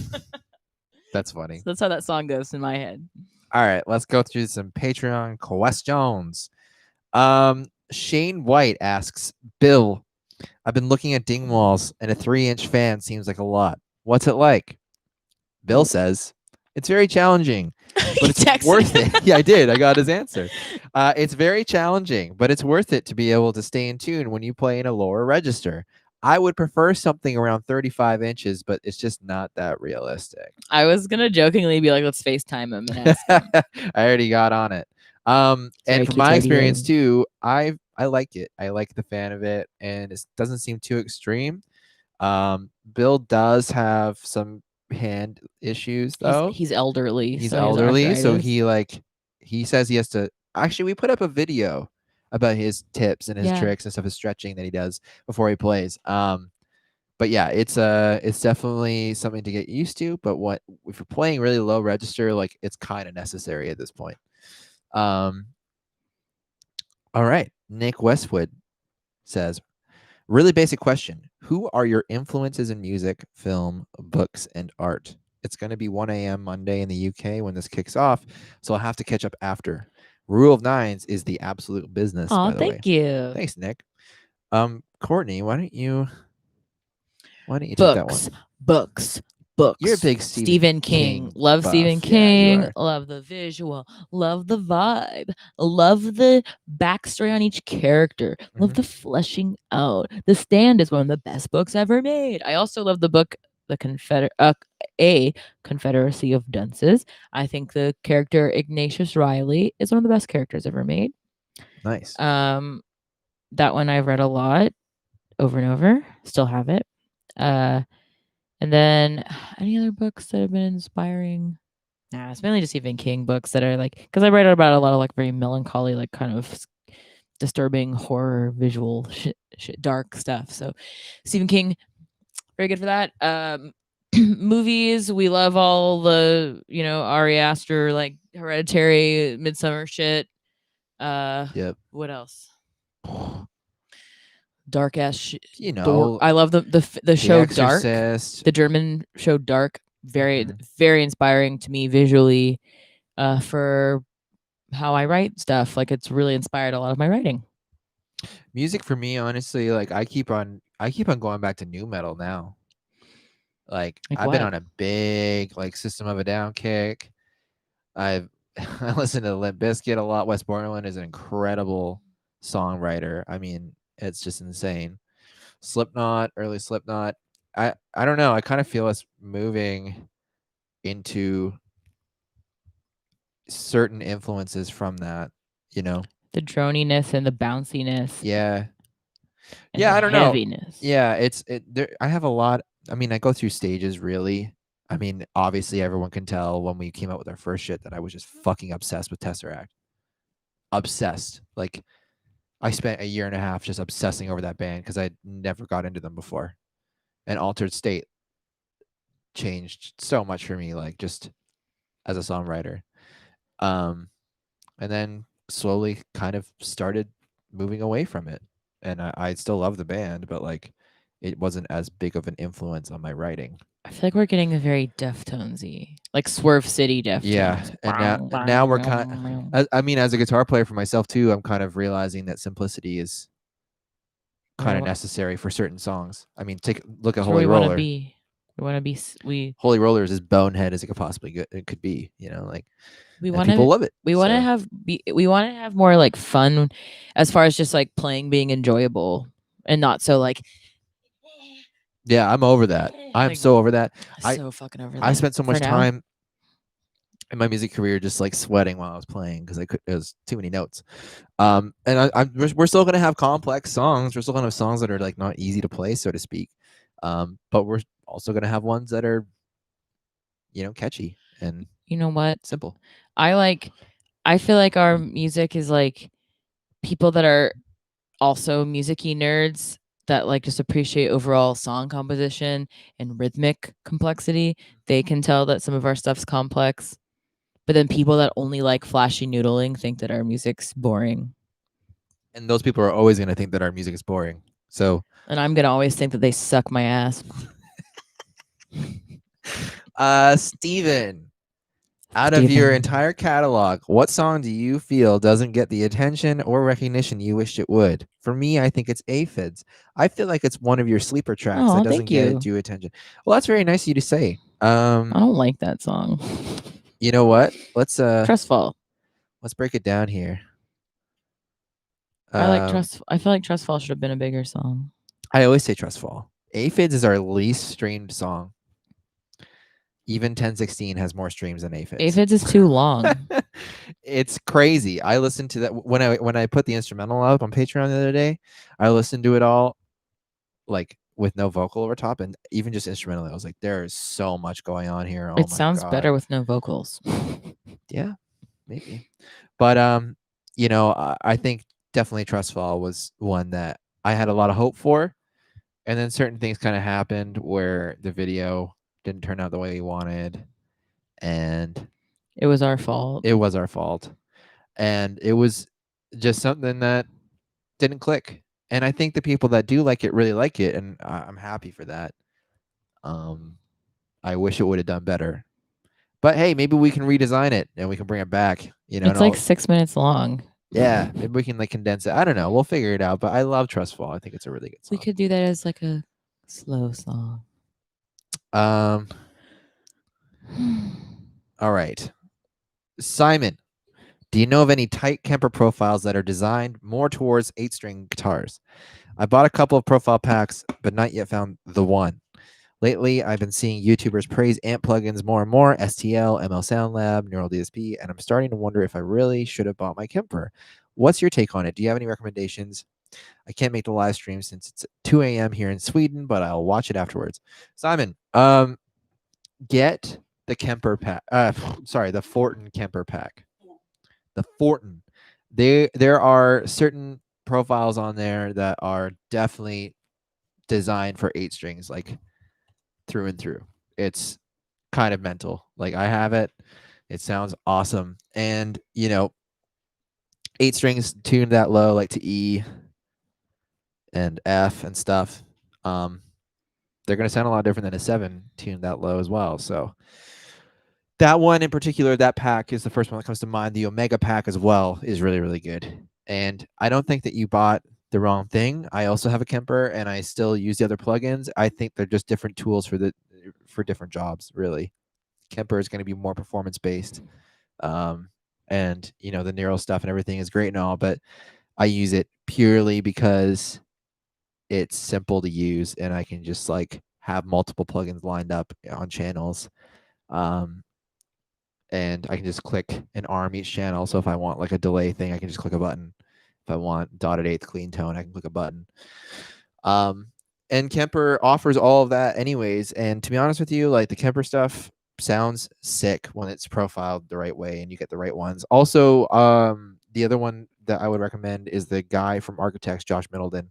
He has a few packs that are great. They're all awesome. He kills it. He does a really good job profiling his stuff. What a guy. Start there, but the Fortin stuff is like most of it is Frederick from Meshuggah's profiles and shit.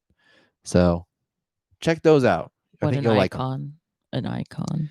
Adrian, hello guys. I sent my question here because I will be working. Aww. Sad face. How do you get the incredible and beautiful emotionality of your songs? Do you work on it? Do you work on it in another moment of the composition? Many groups only compose the music and the appropriate lyrics, and that's it. But you achieve that emotional extra that others do not. A big hug from Argentina. You are the fucking best. Thank you. Wow, You Adrian, know, that's very nice of you to say. that's so sweet of you. How do I say this without putting down other bands?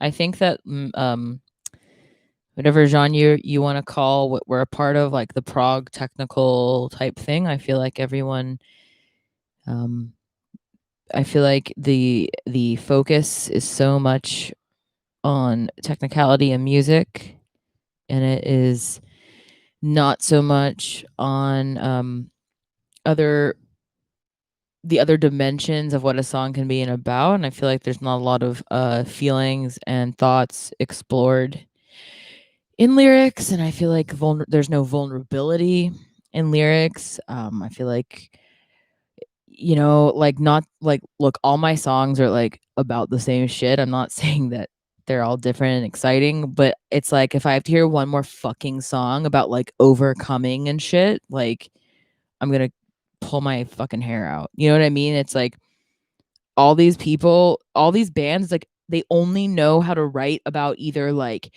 overcoming and rising up, or like, I will never let you fucking do that to me. You won't do this thing to me. And I am better. I've learned a lot. You used to be able to fucking tell me what to do. Now you don't. Like, that's every song is about like overcoming adversity and being able to not have someone tell you what to do anymore. It's like, what's vulnerable about that? So like sad music, heavy music with heavy vibes, to me, I like the lyrical content to also feel heavy and sad, like I just feel like there's so much, it's like if I want to hear people talk about how like fucking cool they are, then I want to listen to like hip hop music where it's like I want to listen to fun, rap. where it's fun. Like Yeah. it's about like but that where the visuals are fun. Like even like a shitty Future song like Diamonds on Me Dancing, what a beautiful visual. Diamonds, diamonds, diamonds, diamonds on me dancing. They like you visualize like the diamonds flashing, like the facets of the fucking jewels flashing in the club lights when you're like this, like with your friends. Like that's great. Or having songs about having fun or like turning up. I don't want to. I can only listen to someone stand on stage and talk about how they're gonna rise up so many times, guys. Like, so I feel like that's And why aliens. and aliens. Like, I feel like that's why people we're really starting to resonate with people, and it's like, yeah, it's because they're enjoying our music, but I think we also are bringing like a different dynamic to this type of music because we have a little bit of a diversity problem in the metal world, and I'm bringing a different facet and take to the music than the average person who grew up really listening to this kind of music and studying it. I'm like a little bit of an outsider when it comes to being a part of listening and being a fan of this music world. So I really appreciate that.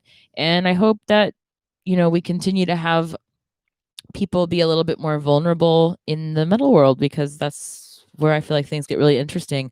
I think that that's why Northlane's last CD really actually resonated with me, because there's some really like compared to all other metalcore that I've ever heard, because vocally, lyrically, like Marcus is singing about his own experiences that I have never had, but because he's getting vulnerable and singing about loss and remorse and very traumatic things, it's able to like resonate with me more because I can like connect with him.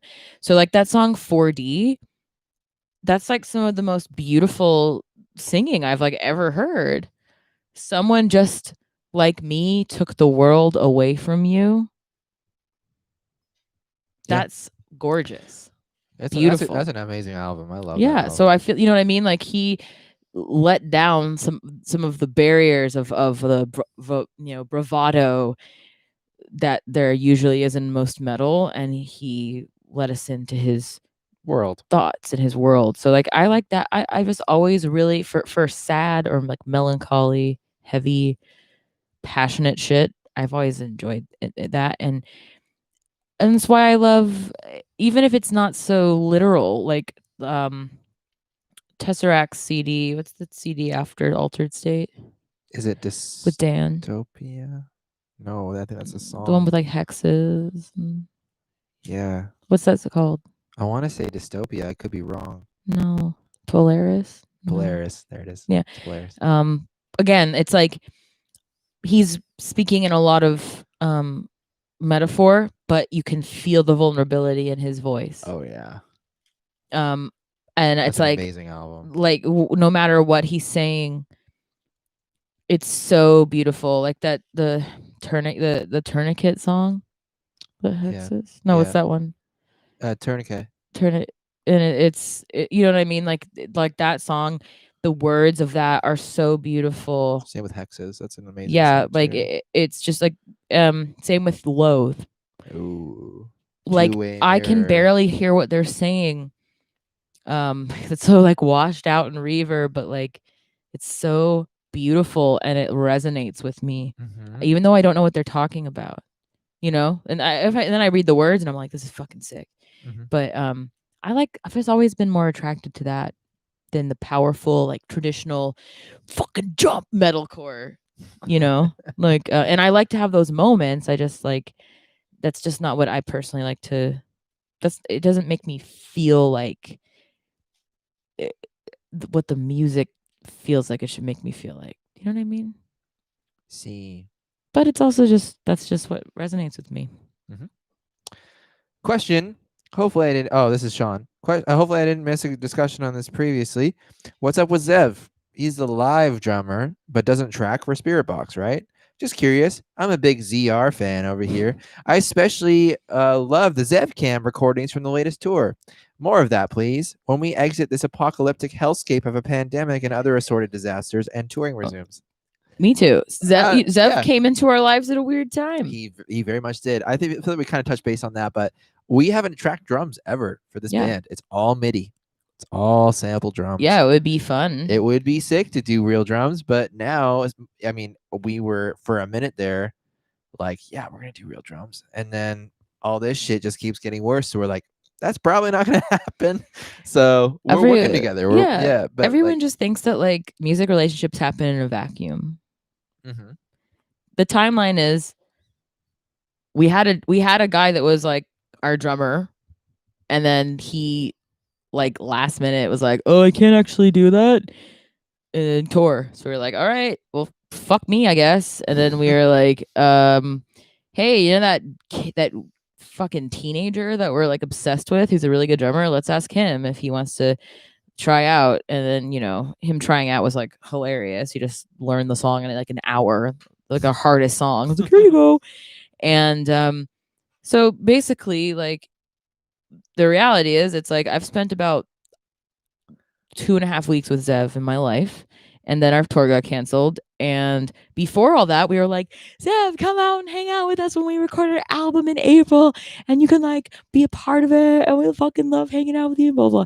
And then, you know, so it's like the world has kind of just put that on hold. And I'm not just gonna be like, yep, sign this, dude. You're in our fucking band. You own a quarter of my company. Here you go. Like I just met him, so we just want to have our relationship evolve naturally, and not just like force anything. So we're just still getting to know each other, and I would die for Zev. I will die for Zev.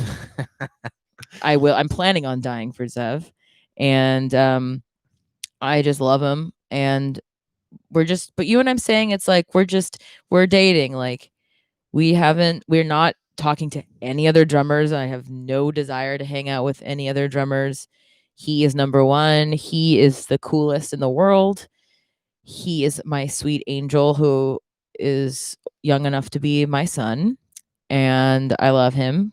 But you know, it's like these things don't happen in like a vacuum where it's like you are now in my band because you played a tour with me. Like real relationships evolve and get, they grow roots, and then you have the person be in your band or write all your stuff and everything, but we're just all getting to know each other. So it's like I wish everyone would just let us get to know each other and not put where I'm secure that Zev loves playing with us and he's secure that we love playing with him. And hopefully next year we'll be able to like grow our relationship more, and I'm so excited that he's going to get to, he's not been alive very long. He's only 19, but like he's worked so hard his whole life to get to the level where he was, touring the world. And I am just so excited for when we get to walk out on that fucking stage at Download Festival next year and Zev gets to fucking count us in. And I just know he's gonna nail it. Like Oh yeah. he has so little touring experience, but he has so much confidence. It's like he's 40, like as far as like his confidence of like who he is as a drummer, and it's fucking sick. Like, you know what I mean? He's not like officially a member of the band, but if he was like, "Hey guys, I'm joining this. I'm joining Metallica," I'd be like really bummed out. Like, "Okay, I love you, buddy, but Bye. bye. I'm so proud of you, but I want you to be my drummer." Jennifer White. First, I just want to say thank you to you all for sharing the process of your music through the videos, interviews, Aw. pics you post here. It's very insightful and cool to see. I'm a fan of the horror genre and love seeing the imagery in your music videos.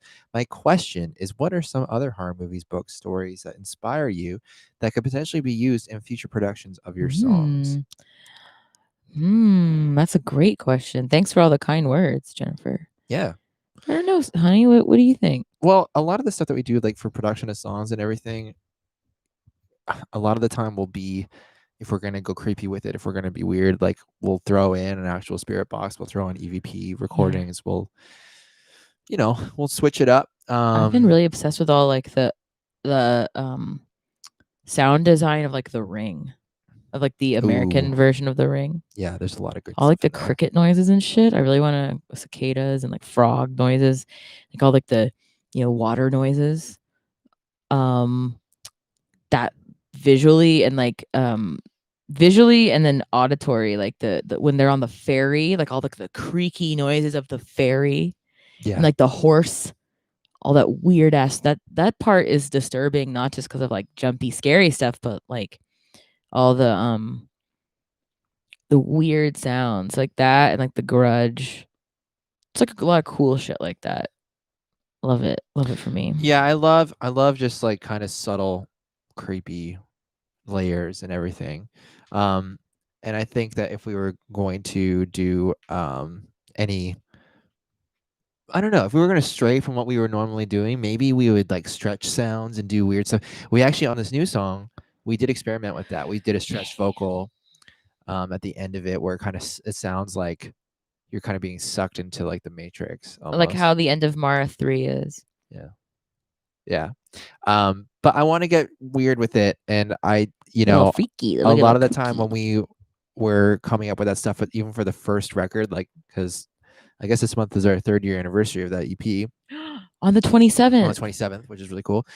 We were watching a lot of ghost stuff. We were watching a lot of like ghost shows, ghost adventures, like ghost hunters, any shows or TV or sorry, any shows or any movies that had you know, weird sounds or whatever, we would try to throw them in there.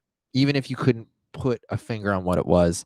There's a lot of stuff, and soon I think we will offer this on Patreon with stems. There's a lot of stuff if you were to listen to the actual separated effects of that shit, you can't hear it, especially Mara 3 um is a crazy one for that, but you can't really hear it um as a whole. But if you break it down and you listen to it, there's all these weird like underlying sounds and creepy noises and shit. And if you were to take them out, it would sound empty.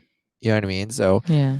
yeah, I want to get weird with that with the record, and I think we're gonna have time to do so. So I'm pumped. It's gonna be cool. Werewolf bar mitzvah. Spooky, Spooky, scary. scary. Boys becoming men. Men Men becoming becoming wolves. wolves. But yeah, I sorry I don't have much more to say about that. It's just that with our music and everything, we try to keep it to a minimal.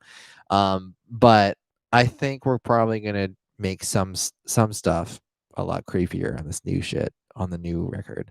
In this new song, we do have a couple moments where it's like you can't really put your finger on what it is, It's but just and there is EVP on this one too.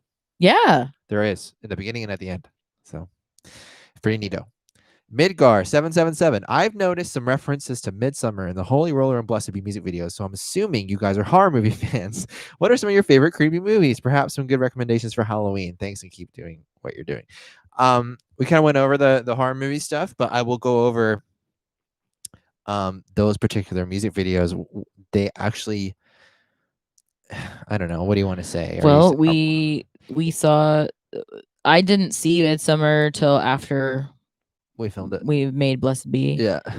and then we watched Midsummer to get inspiration for the Holy Roller video because we had to do it during the pandemic and we knew that the only thing that we could use is what we had because everything was shut down. We didn't have time to buy anything. And we also like didn't have time to do like we decided to film the video spur of the moment. Like it was like you're now allowed to gather in groups of 6. We were like, all right, let's make a video. What do we have? And then Bill and Ashley are like, oh, our friends just got married, so they have a bunch of fake flowers. So you're like, sick. Let's just like have like a weird.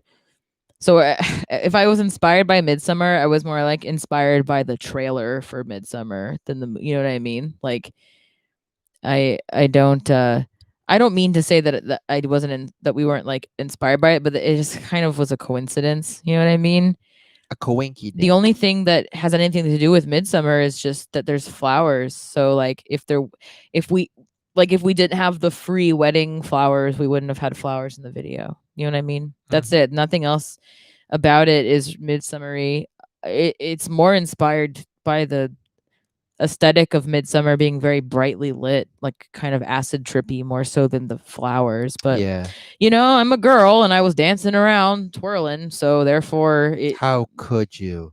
it's like Midsummer. But yeah, so maybe like our maybe Dylan was inspired. Maybe he had already seen Midsummer because it was his idea for the Blessed video to have the mask on. But also, you guys, it was like we had $5, so it was like, what's a way that we could have her do something weird to this guy? Let's duct tape a vacuum cleaner to his face so it looks like he's wearing a gas mask.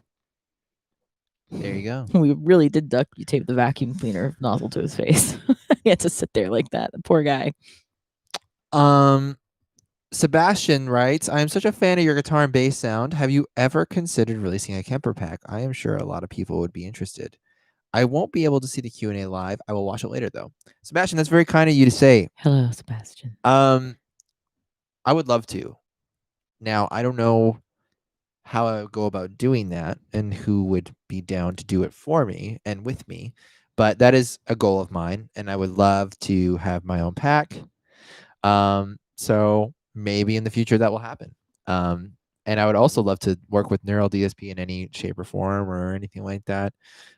But as of right now, I haven't really been approached to do so, and I don't have the means of doing it well myself. And if I'm going to do that with a Kemper pack, I'm going to make sure that it's immaculate. Yeah. So It's like why we don't have tab books. It's not like we don't want to. It's just like no one will that do is it. fancy feels like doing it for us right now. So Someone, all that it takes is just like people at those companies that are like the gatekeepers. They'll eventually be like, oh shit, this band is popping. Like people will buy this and I'll make money off it, and then they'll do it. So eventually we'll have all that stuff happen. yes. Yes. Benjamin, not a question for this month, but there are plenty ready. There are plenty already. Looking forward to hearing from you. Quite the busy times, I assume. Love you, folks. Cheers, Ben. Cheers, Thanks, Ben. Benjamin. We love you too. Thanks a ton. And also, bye, Greg. We'll see you soon. Bye, Greg.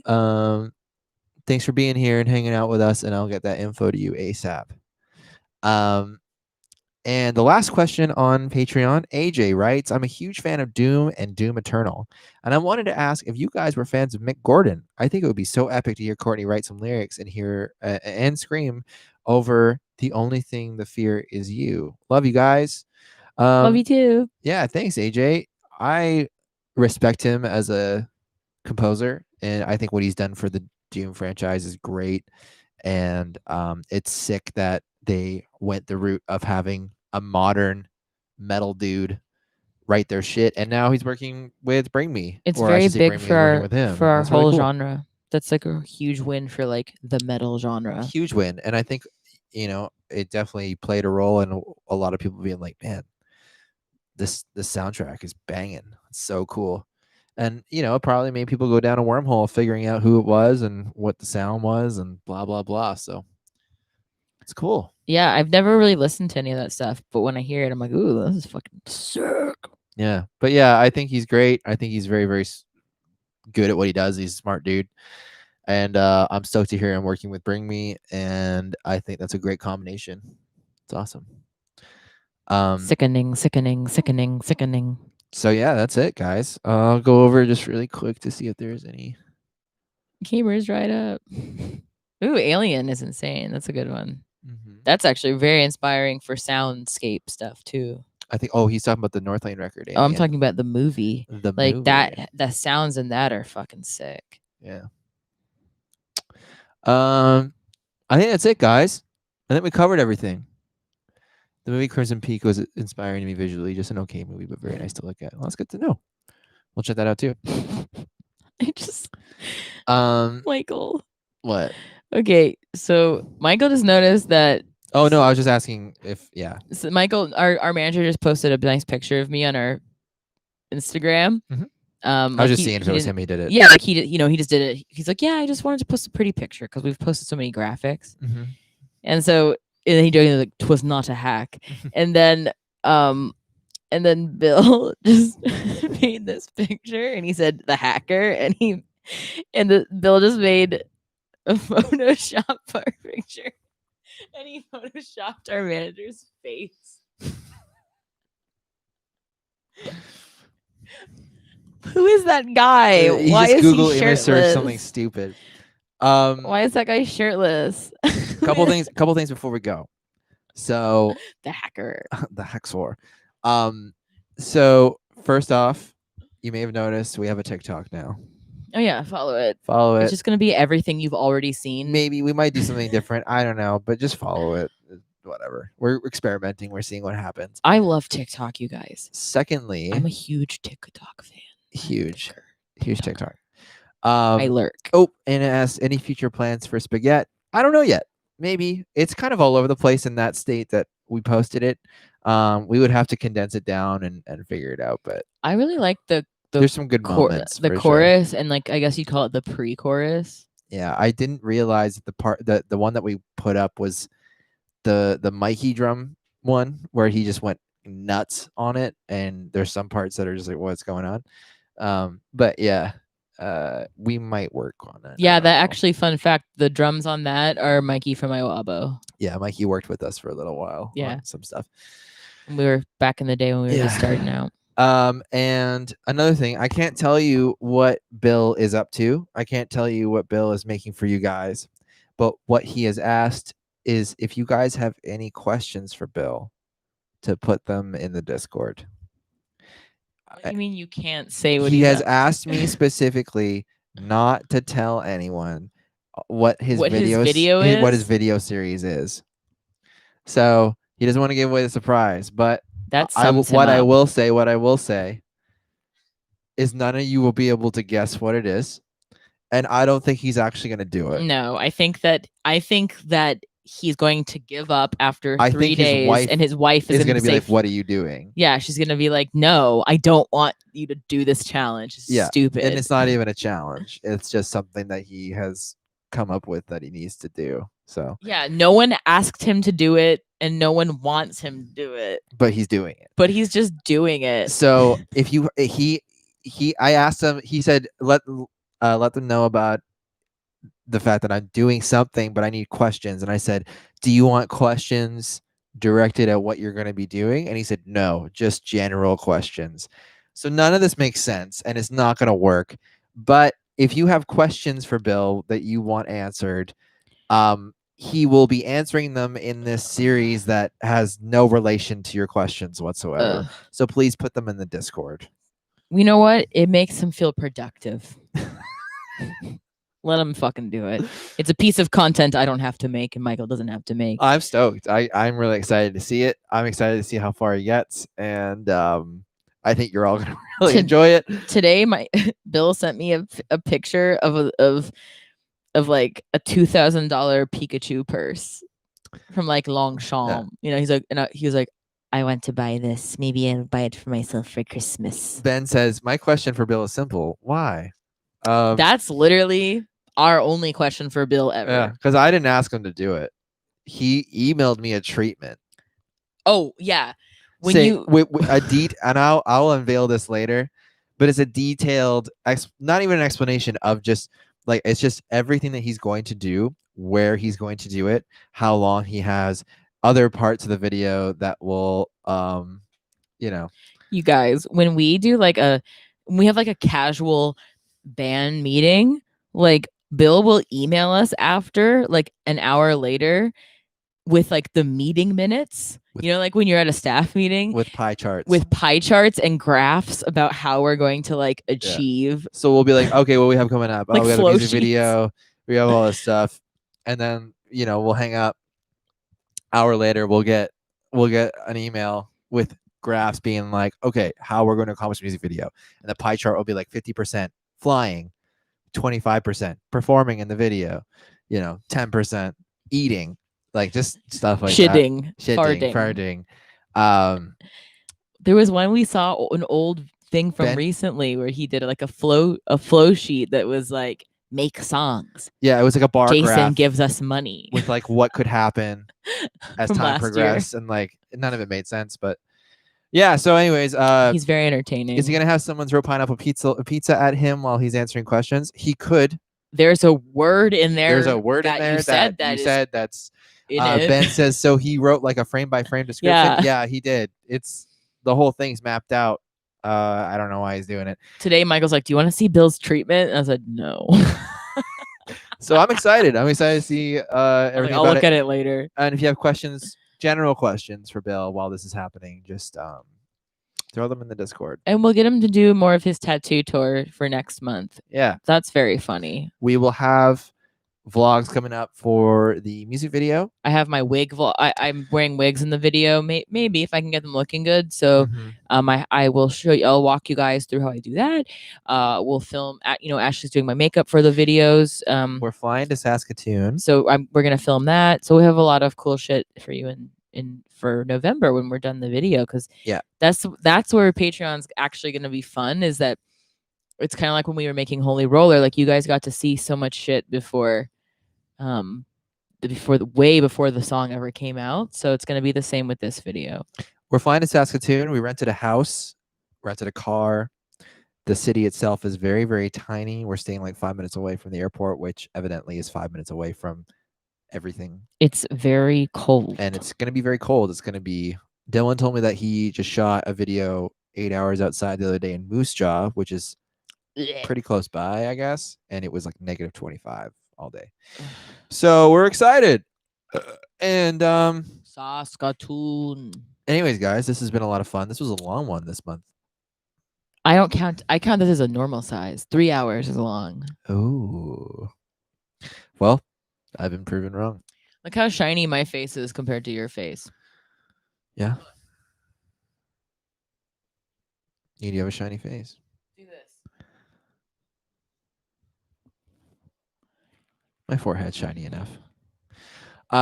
Very shiny. But yeah, guys, thanks for hanging out. I hope everyone got their questions answered. And I hope everyone's excited for the new song and everything coming up. We miss you guys. We love you guys. We love all of you. And we hope that we will see some of you at the band boot camp. Yes, on Tuesday night. Tuesday night before we leave. And we'll be filming a bunch of stuff coming up. And yeah, pretty neato. Ben asked Courtney, you got some nice toner on your shiny face? Yeah. So do I. You don't even know what that is, Michael. I don't. I just bargained with him. I'm like, please let me put lotion on your face.